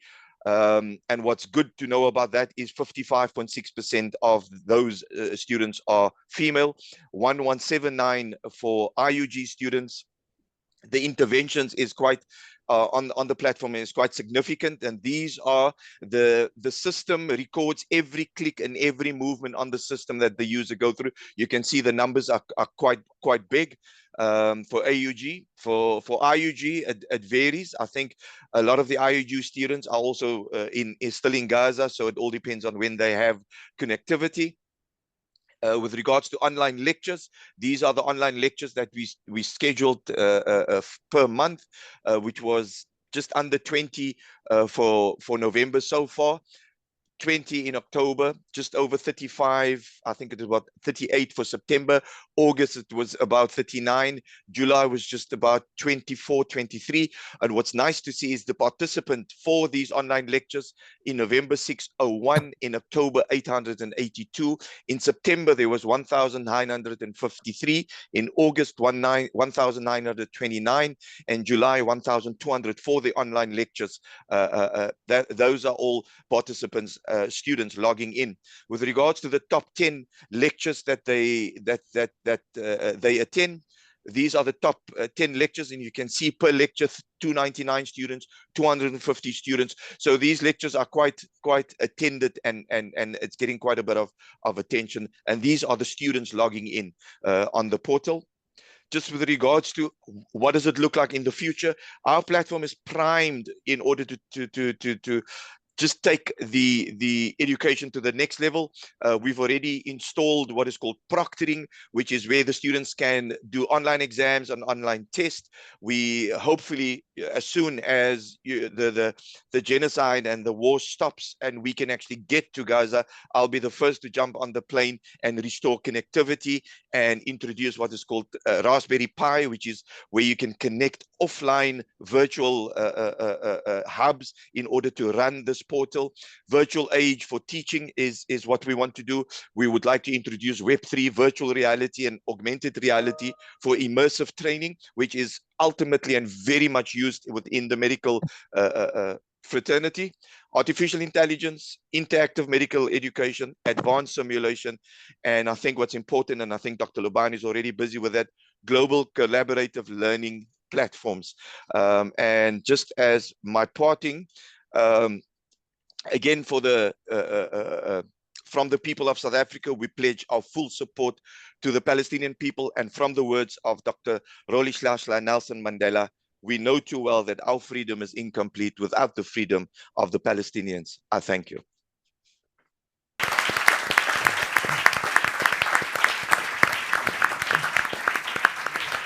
Thank you so much for that presentation. I have a question before we go to the audience. I literally just recorded a program about the ways in which big tech companies are profiting from warfare in Gaza, developing new forms of technologies, weaponries that are being tested there, then being incorporated into Microsoft and Google and all the lovely companies that we all use every day. And I was just wondering to what extent we talked about financing these projects, right, and the complexities of financing these projects. But sometimes what you're doing is you're creating a precedent with this model that has the propensity for replication in ways that could save medical institutions around the world a hell of a lot of money. And I wonder whether there isn't a posturing reframing required that steps away from seeing this as, please help us help these people, and maybe looks at it a little bit more in a mercenary way of saying, well, we have the possibility of saving you a ton of money in the future if you just invest a little bit in this, regardless of who it is, really. You know, who cares what it is? We can save you money, but we need you to write some checks now. Is that something you think is feasible? It is a blueprint for recovering medical education in war-torn areas, and I think it will become an example to follow. I actually had contact from Syrian medical students. I had contacts from Sudanese medical students who wanted to benefit from this, but obviously we cannot cater for them because we're focusing on the 2 medical schools of Gaza. But it will be a blueprint. It is actually very innovative. It is unique at the moment. When the Ukraine happened, they had no solution like this. The Ukrainian students came across the world. In Syria, the same, Sudan. Nobody had created this as a solution. Obviously, it's a massive project. It needed a lot of people to be involved. It needed people like Muti to do this for free. I mean, totally for free. That's insane. Yeah, it is. There are people that would pay money for this. It would cost us millions to get this platform and maintaining the platform and ongoing maintenance of the platform. And it's so hard. I mean, I'm sure Imad will tell you, you get a module and getting it onto the platform and getting it into the right format and it takes a lot of work, a lot of effort. Oh. And Muti's been a fantastic, fantastic supporter, and I can't thank him enough for his work.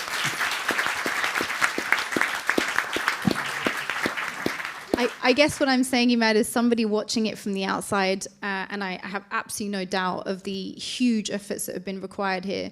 But sometimes when we're deep in something, we only see it as, aid, and we're trying to do something with minimum because we don't want to. This is a cause that we know is difficult.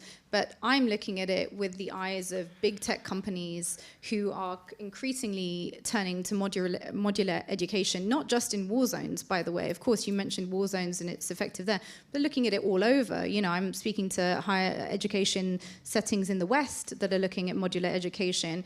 You're essentially developing a system that has huge monetary value.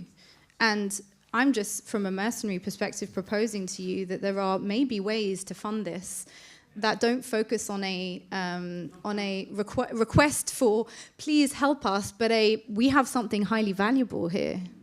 Don't tell Riyadh. He will want to make money out of this. It's a reframe of what you're doing. You're all medical workers. You all just want to help people, and I get it. But there's obviously a need for money in this sector, and what you're doing is hugely valuable. Anyway, it's my last word on it. I think this is undervalued. We have in our hospital in UK a rubbish system costs us our NHS 120 million pounds. Right. It's backwarded. Right. This is, I will sell it with 3 billion. But this is what I'm saying. I genuinely think. Anyway, it's my one for take up maybe after.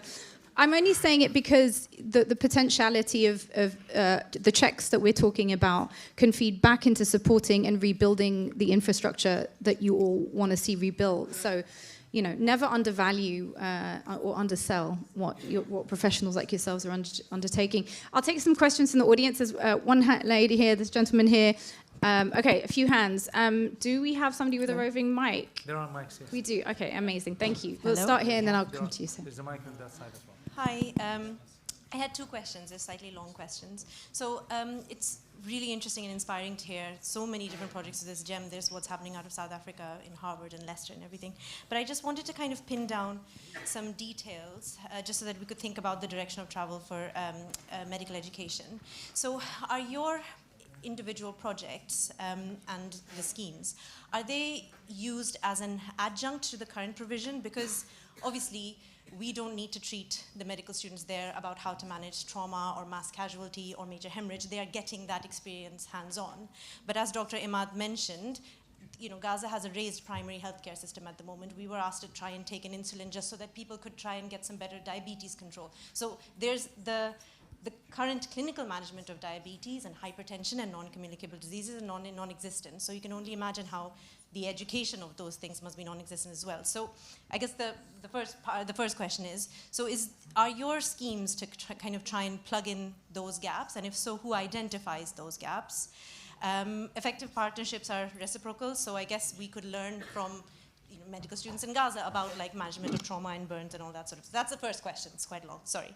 The second question was, so Dr. Anwar mentioned that a lot of the lecturers and a lot of the healthcare staff who did used to teach have been lost, either killed or murdered or moved away. I just wanted to ask about the role of international aid workers who are there. So I know that they're very notorious in working in silos. So MSF will go and do their thing, come out. MAP will go and do their thing, come out. But what was interesting to me is that there was always somebody there. And actually, if somebody is in a hospital with an international passport, not 100%, but they do confer a degree of stability in that hospital. So is one of the things that GEM could do is just identify who they are and just try and coordinate some kind of teaching effort alongside clinical effort as well. Can I just clarify what you mean by stability? When I say stability, I don't mean stability. It's just that I feel like, so Al-Aqsa, when MAP used to deploy to Al-Aqsa, and then they stopped, and the time that they stopped and the hospital got raised was when there were no international staff there. We redeployed to Nasser, and while we were there, Nasser wasn't directly attacked. So I feel like at some point, it's not 100%, but when you have a foreign passport, people feel safer around you. The hospital is slightly safer. So the answer to your first question is that we have a curriculum to follow. The two universities have a curriculum, and we are fulfilling the needs of the curriculum. We are delivering a full curriculum.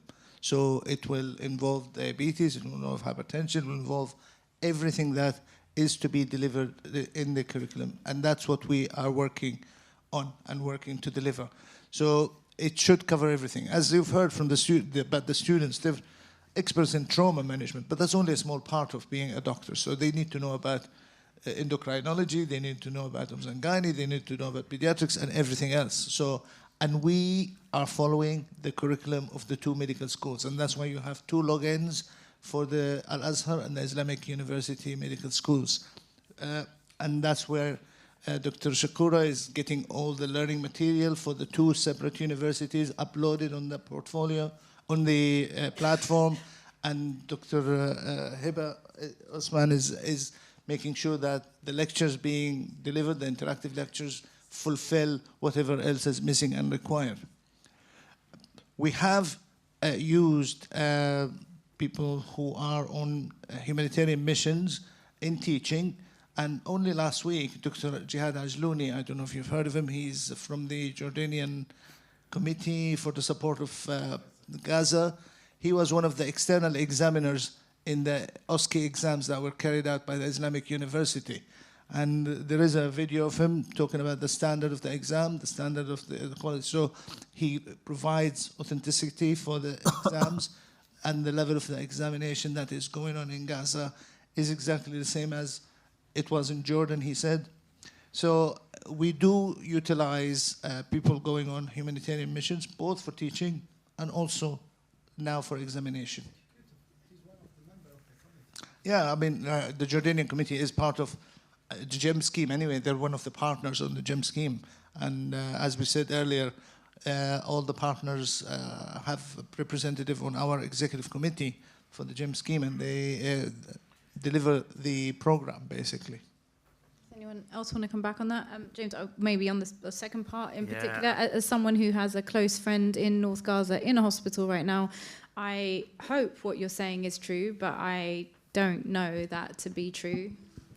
Yeah, I mean, I could spend hours talking about the international humanitarian industry, so yeah, buckle in, folks. But what I would say in short, with respect to your second question, is approach collaboration with international NGOs with extreme caution. And that is particularly pronounced in Gaza. We've known for a very, very long time, this predates October 2023, that the international humanitarian system is deeply implicated in the normalization of the occupation. There are several papers that are publicly accessible. Ilana Feldman's paper on Gaza's humanitarianism problem is particularly incisive. There may well, nevertheless, be pragmatic reasons why we need to approach some of those partnerships, particularly in the short term, while Israel maintains its extreme stranglehold. As we know, very few other individuals are entering into Gaza, which means that medical workers in particular are, or at least should be, taking on the additional role of being educators, being human rights monitors, being journalists. Many people have taken up that task, many others haven't, including the institutions that are taking them there. But this term aid washing is particularly important for us to reflect on as well. And I think that again, you know, this idea of the humanitarianization of the genocide is something that Ghassan has spoken about at length. Many other people have spoken about. Mads, if I handed him the mic, I'm sure would have a lot to say about this. So yeah, approach with extreme caution, pragmatic measures in the short term. There was a gentleman here, and then maybe yourself, and then I know there was some. Yeah, okay, sure. And then if we can let the gentleman here speak, and then we'll come to you next. Yeah. So I've got a question about confronting institutional racism. How do we as medics confront this institutional racism that we find when we're trying to raise this issue? So I'm an anesthetic consultant, and my professional college made a statement previously on Ukraine. So when I tried to get them to make a statement on the fact that anesthesia was being withheld from patients as a weapon of war, they refused to make a statement on that. And when I met, and I insisted, and I met the college president, and I said, look, in addition to this, people at work are feeling low about what's happening in in Gaza, and it's affecting the mood at work. And she literally asked me, are the people being affected white? And then when I emailed the dean of our local university about supporting Gazan students, they said, no, we won't be able to do that because it'll make our Jewish students uncomfortable. So I'm a medic. I don't know how to deal with tackling institutional racism. How do we coordinate our efforts so that we can actually start making inroads and start holding these people to account? Oh, I love this question. I really do love this question. It's not for me to answer it, but there is a lot to be said on this. Just to point out, racism is illegal in this country. Yeah, it's not just boo-hoo. I think formal complaints and tracks and making sure that letters are written and things are visible and recording things is really, really essential. You also have a DEI section in every single institution whose job it is to record these instances. And when somebody says it makes our Jewish colleagues uncomfortable, perhaps the request could be made of evidence of that. I only ask because I think that there is a default to that when there are, as we know, many Jewish colleagues who actually are now increasingly vocal and supportive of the work that's being done. So even challenging the narrative, but yes. I'm going to let Shamik talk about institutional racism, but there is a BMA for Palestine group, and I think that is a resource that we should start using. I think there is some representatives here today. Yeah, Dr. Nima is here, and I think the BMA is a good organization to support us if we're facing racism because of our positions in support of Palestine and Gaza. And this group will hopefully become bigger and have more members and be able to be more influential in supporting doctors going forward? I mean, it's a very, very difficult question to answer, but just a few reflections. So one, BMA, GMC are kind of various august or not so august bodies, approaching them at every possible level that we can, being members where if a person can stomach being a member, then trying to achieve, it's trying to push at doors which are possibly somewhat open or can be pushed at, versus those doors which just aren't going to open. So just trying to find practical ways of moving forward. But I think perhaps the better way is the much more, it's painful, but it's the longer term approach. So for example, in our medical school, because of issues that students are bringing to us about, frankly, racism, which of course is illegal and should be called out, but often isn't. And because of the hierarchy of medicine, students often feel uncomfortable, or juniors often feel uncomfortable reporting these things. So they just never get reported, never get acted upon. If I give you a very simple example, black students, black women who might have afros or braids, were unable to go into theatre because they were unable to find scrub hats that suited their hair. Theatre is a white man's game. No, certainly that's what the scrub hats seem to say. So examples like that. And I remember reading somewhere, so you mentioned DEI or kind of the EDI initiatives that we have, but actually inclusive, I mean, this is the most extreme form of exclusion from learning that you can possibly have. So all of us who talk about DEI and inclusion in learning, I mean, if we're not talking about this, what are we talking about? And so I think it has to start at every level. And I think if you can start at medical school and even earlier kind of school, but certainly medical school at the very least, so that those who are coming through now are much more aware of these issues, such that, I mean, to get a response like you did, Yusuf, that from the dean, it's frankly racism. So it's basically saying all Palestinians are terrorists, they'll make our Jewish students feel uncomfortable. I mean, it's as clear a form of racism as it possibly can be. So, and these things should be called out, as Miriam was saying, but I think to ensure that those things are actually recognized and called out as racism, I think it requires, the sort of active bystander sort of training that we're starting to introduce now, to empower people, allies, etc., but to empower all people to be able to call these things out and actually take action in a way that I don't think we have necessarily, certainly the medical profession, because of that hierarchical side of things. May I? Is that all right? Yeah, I think, I mean, lots of questions here and also in the panel this morning that really speak fundamentally to kind of movement building, organization, collectivization, which, I think on the one hand we need to absolutely celebrate the successes that we've seen illustrated here today, but there's so much more work to be done. The pro-Israeli lobby is incredibly well organized and has had several decades to organize itself. The reality in response to several of the questions that you've raised, Miriam, I mean, why aren't there legal actions? Well, they're costly. People have been, the strategies that have been employed against people who are demonstrating a pro-Palestinian politics or an anti-genocide politics, an anti-occupation politics, are well established. They're identifying individuals as individuals and then coming after them. Ghassan's case, which he's spoken publicly about, one GMC case launched against him, incredibly costly, to the point that the legal firm that supported him were crowdfunding to cover his legal fees. And then, of course, I believe it was Lawyers for Israel, launched a second case against him following the resolution of the first case. That was, of course, very clearly their strategy all along, to prolong the process and to make it much more costly and much more disruptive. I'm sure we all can describe cases, certainly from my own experience, have been suspended from my clinical practice, nearly lost my academic job for publication published in BMJ Global Health. There are all sorts of examples, and at the end of the day, the strength is in that kind of collective mobilization, which I think is still, relatively speaking, lacking.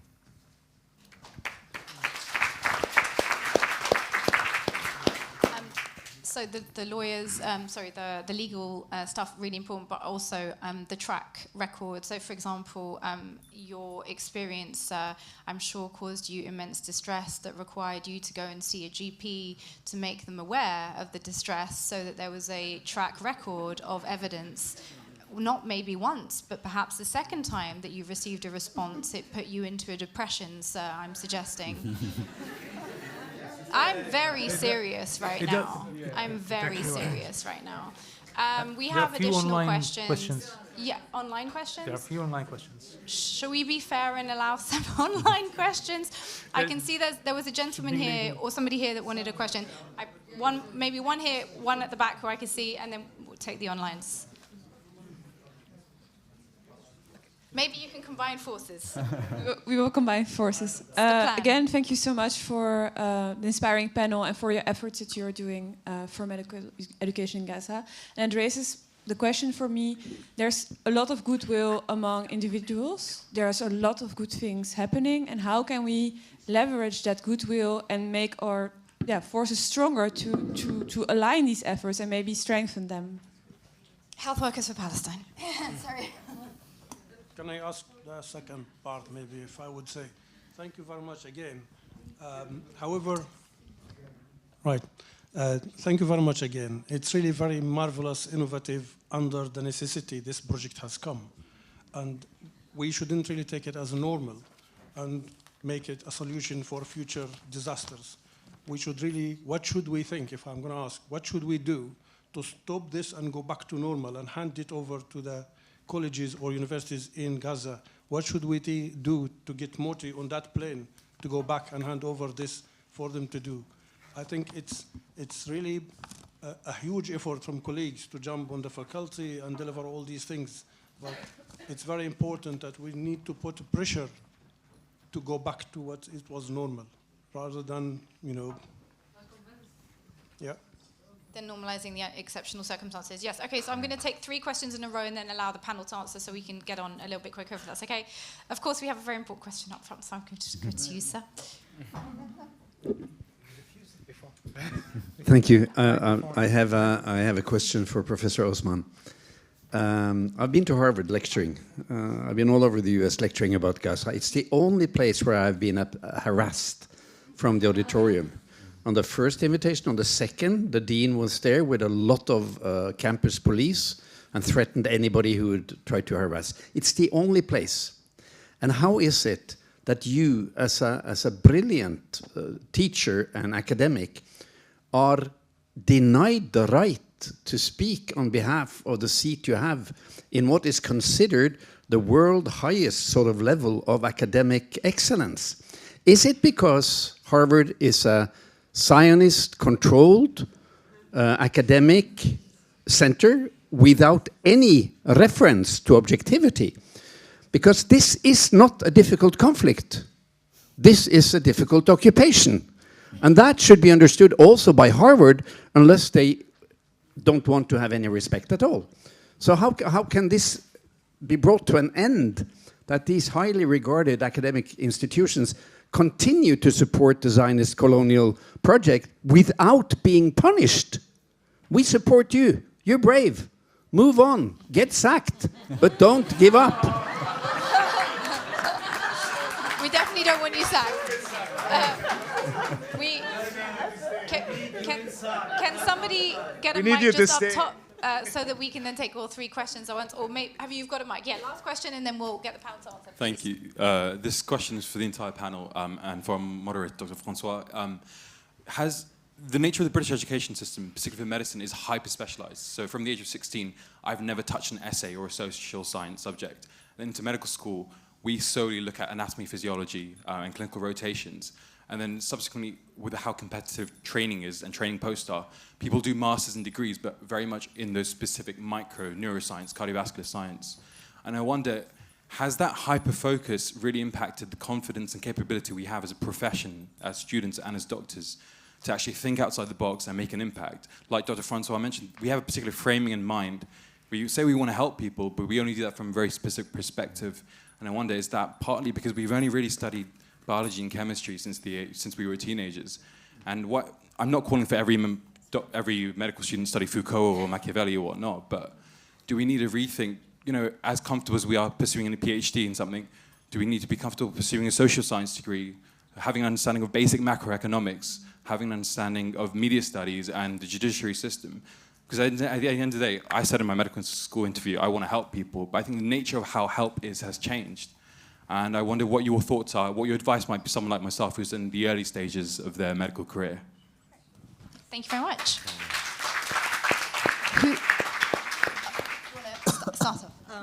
Yeah, that's a big question. So I just wanted to actually answer several questions that were raised. Yes, I've been trying to get sacked for 1.5 years. It hasn't worked yet. But I think, one, to start out with your question, I think one of the key pillars of this project and what made it very close to my heart and made me very interested in participating is that it's rooted in the medical universities in Gaza. And so when we talk about colonialism and colonization, we certainly don't want to colonize their medical system and their medical education system.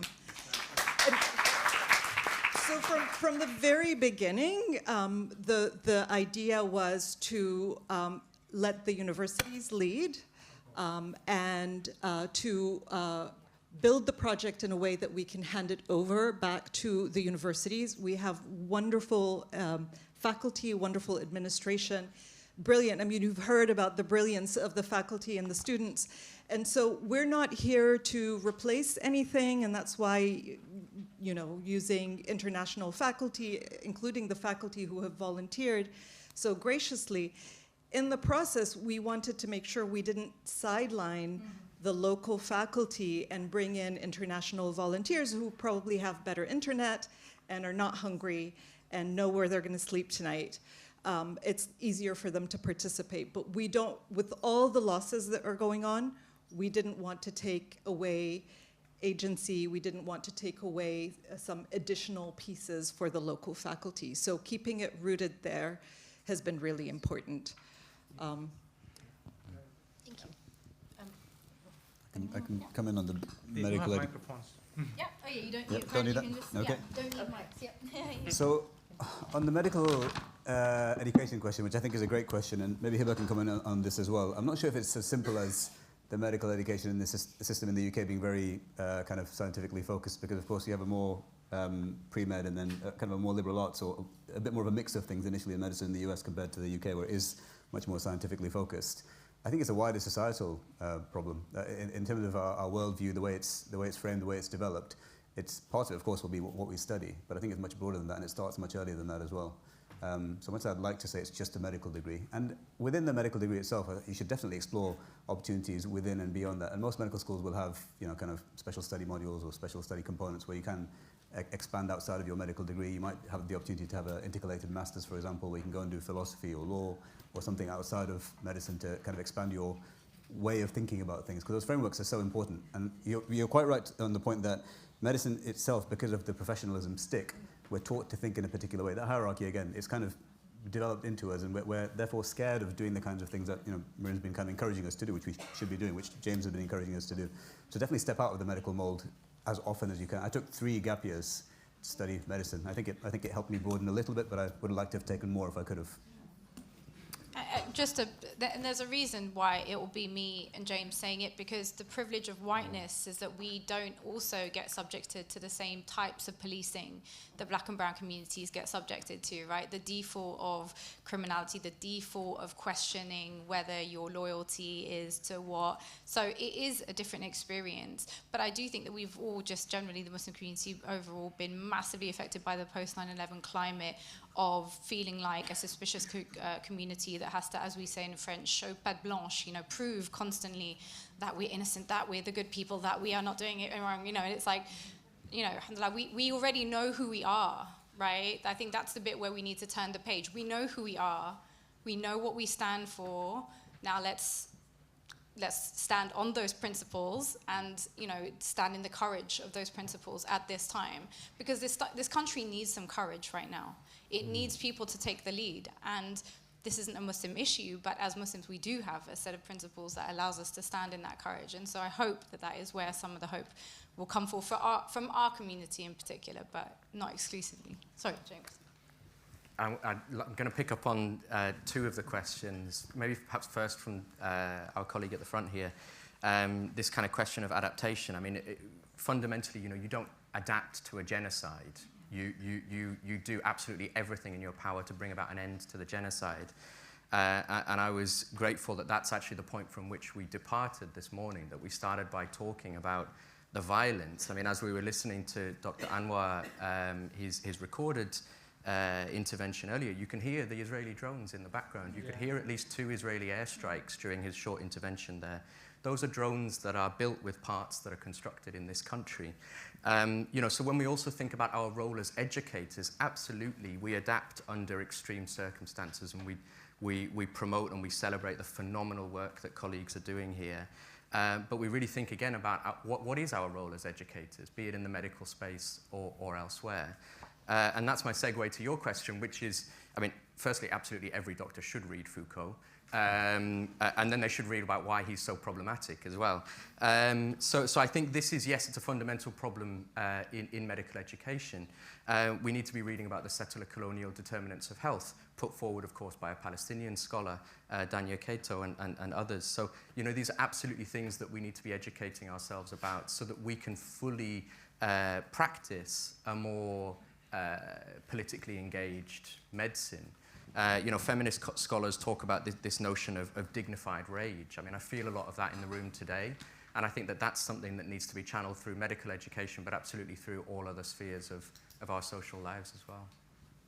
Dr. Ahmad. Well, I'm suggesting some final words because I know we have to wrap up, don't we, at we need 2:45. some website questions as well. As well, okay, yes. At least I can give them 2 questions. Please, let's do it. Okay. So this is a question to Professor Lubani. He's asking specifically how the universities, medical schools are keeping their accreditation and how we can rally for that. So by us... Microphone, you need the microphone, otherwise they won't hear you. You need the microphone. By us following exactly the curriculum that they were following before, by us conducting the examination and assessment and evaluation exactly the same way they did before, to the same standard, they will be able to maintain their accreditation and their registration. And that's why it is important not to deviate from that, not to shorten the courses, not to shorten the attachments, not to shorten the placements or the material that's been delivered. It has to be exactly the same as was before the war, so that nobody will come back and say, oh, this is a different module, the curriculum you're delivering. And then they'll have to go through the whole accreditation process again. So we're sticking with that. And one important thing, I don't know if I stressed it enough, we do need to maintain these students registered with their medical schools. Because if all these students leave their medical schools, the medical schools will die. So we need to maintain the medical schools in Gaza for the future of Gaza.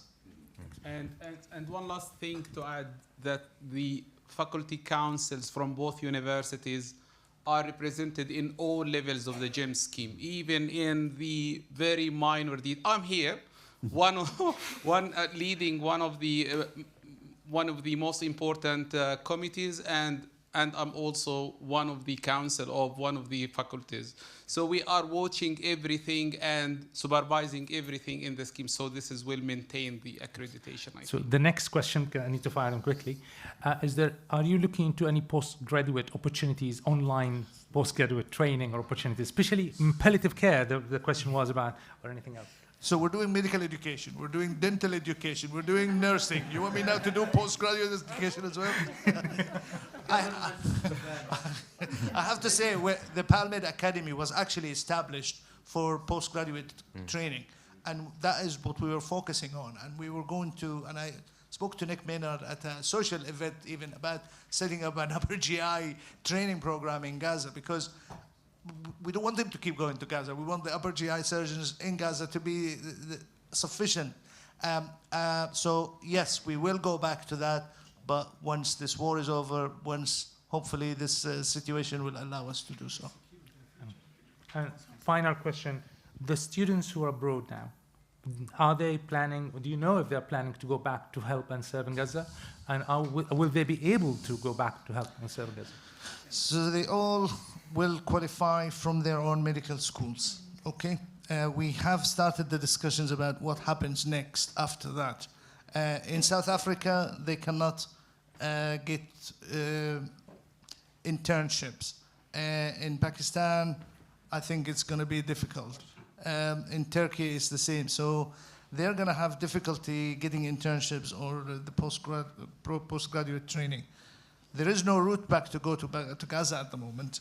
So we started talking about it, and we'll see. They might go back to Egypt and do their internships in Egypt, but Egypt, you have to pay to do your internship. You don't get paid. So that'll be another drain on the whole system. So we shall see. Thank you very much. I think that's all we've got time for, isn't it? I think we need to wrap up. You told me. I'll give you the floor for a couple of minutes to finish the stage, then I'll say thank you to everyone. Thank you so much. Well, yeah, I guess I'll take this opportunity. Sorry, please. a final question, maybe. Comment. Yeah. It was just an encouragement. I mean, I'm Scottish, so the environment in Scotland is far less toxic. But where Glasgow was very successful, and I'm not from Glasgow, but watching it, was bringing together all the faculties. So in fact, it was the UNESCO lead who's a humanities person. It was the legal department, the sociology department, that meant that they got the university seniors on board. In fact, their student encampment was long before the ones in the US and attracted no negative input, and they've done that again. So I'm just encouraging people to network a bit more broadly. But in terms of Project Pure Hope, Scotland doesn't have visa and immigration status in terms of awarding status. So we had a Muslim first minister when the war came out with family in Gaza. So I think there are good people who can back us up. So find your collaborations. And we have a big meeting in Scotland on Scottish-Palestine Health Partnership coming up on the 7th of December. If you want to know, come and ask me. Wonderful. Thank you so much for that. I hope you'll join me, obviously, in giving a huge round of applause to all the wonderful health professionals here and in Gaza, first and foremost, right? Our colleagues in Gaza who are on the front line doing, and South Africa supporting the project. I was asked to say, I guess, a few words closing. It's obviously, honestly, just for me an honor to be amongst you, to be able to support in any way that I can the work that you're doing. I'm conscious as a journalist myself that we have many parallels between the issues that you are facing and the issues that our colleagues are facing on the ground. I maybe want to just focus, and this is completely off the cuff, so forgive me if the little slight rambles, but the main thing for me when I'm listening to everything today is about the refocusing maybe of what we're doing. Health professionals in general, your entire training is about seeing things as wanting to help people. And it's not necessarily instinctive to you to look at things politically, which is what I think you were pointing at earlier. And I'm not suggesting that everyone should suddenly become Malcolm X, although we can dream. But what I would say is also don't ever lose sight of the work that you're doing at each and every level. One of the things was the question around whether the students will be able to return to Gaza. And of course, the idea of returning the full functioning of the systems to Gaza eventually, which is the full goal of what's being done here.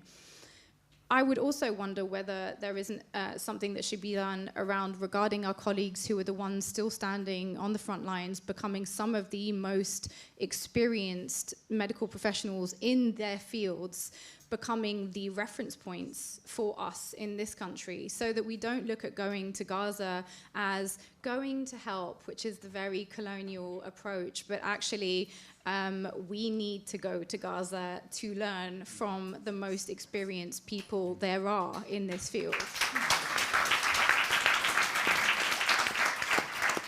And in the reframing of that is not just a returning of a dignity of a highly dehumanized people, but I hope that there'll also be a revaluing, because although we don't like to talk about money, I'm sure, as doctors, but this is a lot about money, actually, that what we're talking about. And so the kinds of skills that the doctors that we were talking about would, if you put a monetary value on that, it would be extremely high. Think about the price that any of your institutions would pay for an American doctor with an equivalent skill set to come and deliver a lecture or to deliver a course. Do we maybe want to start thinking about the monetary value of our colleagues as a way of supporting them and ensuring that our institutions are recognizing them not as charity cases, because that's not what they are, but as some of the most skilled people you could ever learn from and your departments could ever learn from?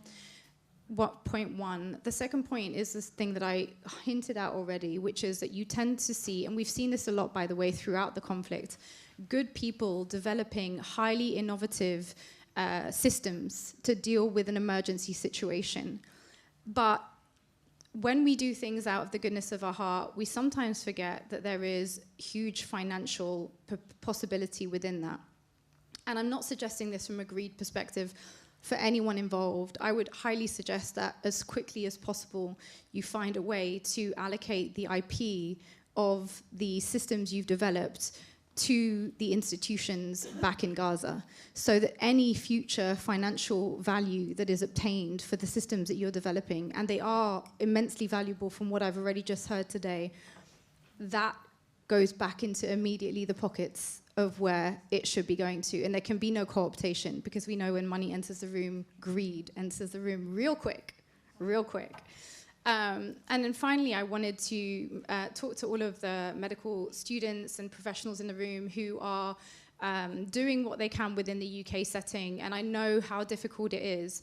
I think for very long, partly because of what we were talking about in the post 9/11 climate, for a lot of black and brown people in particular, there is the fear of speaking out because of the additional scrutiny that you're under. But I think that where we stand today is that international law is unequivocal on the situation that we're facing. That I was speaking recently with Dr. Palando about the idea that Israel needs to lose respectability in the public opinion, right? The thing that Israel desperately seeks is respectability. There should be no sector in which Israel is respectable today.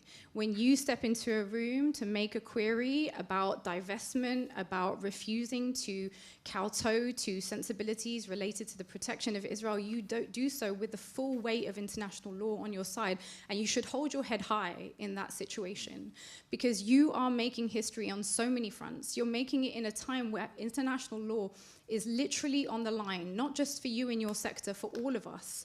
There is an attempt to devalue the entire system of international law. So when you speak up for international law in your sector, you're not just doing it as medical professionals in a small room. What you're doing is historic. It is part of a much wider fight back that we're all involved in, that we cannot allow the entire system of international law to be degraded to protect Israel. It's not happening. So walk in there, please, with your heads held high. Do your homework, make sure that you let people know who need to know how depressed you've been by the situations that have been caused to you. Keep track records, make friends with lawyers, and start to put the weight on the other foot. History is on your side. They should be uncomfortable. They should be worried. The lawsuits should be on them. The fight back is on. Power to the people. Free Palestine. Thank you, Mariam.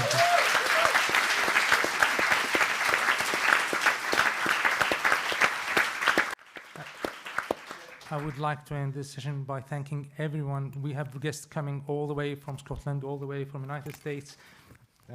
Dr. Sorry, Dr. Heba. Dr. Heba Osman from Harvard, and Dr. Mads Gilbert coming from Norway, and we have people coming local, Lister from everywhere, and I'm sure from the audience a lot of people coming from everywhere. It's lovely seeing you all here. I hope the message is out loud and clear. And please get in touch. Please keep up the good work. We're here to help. And thank you very much for coming. Thank you very much indeed.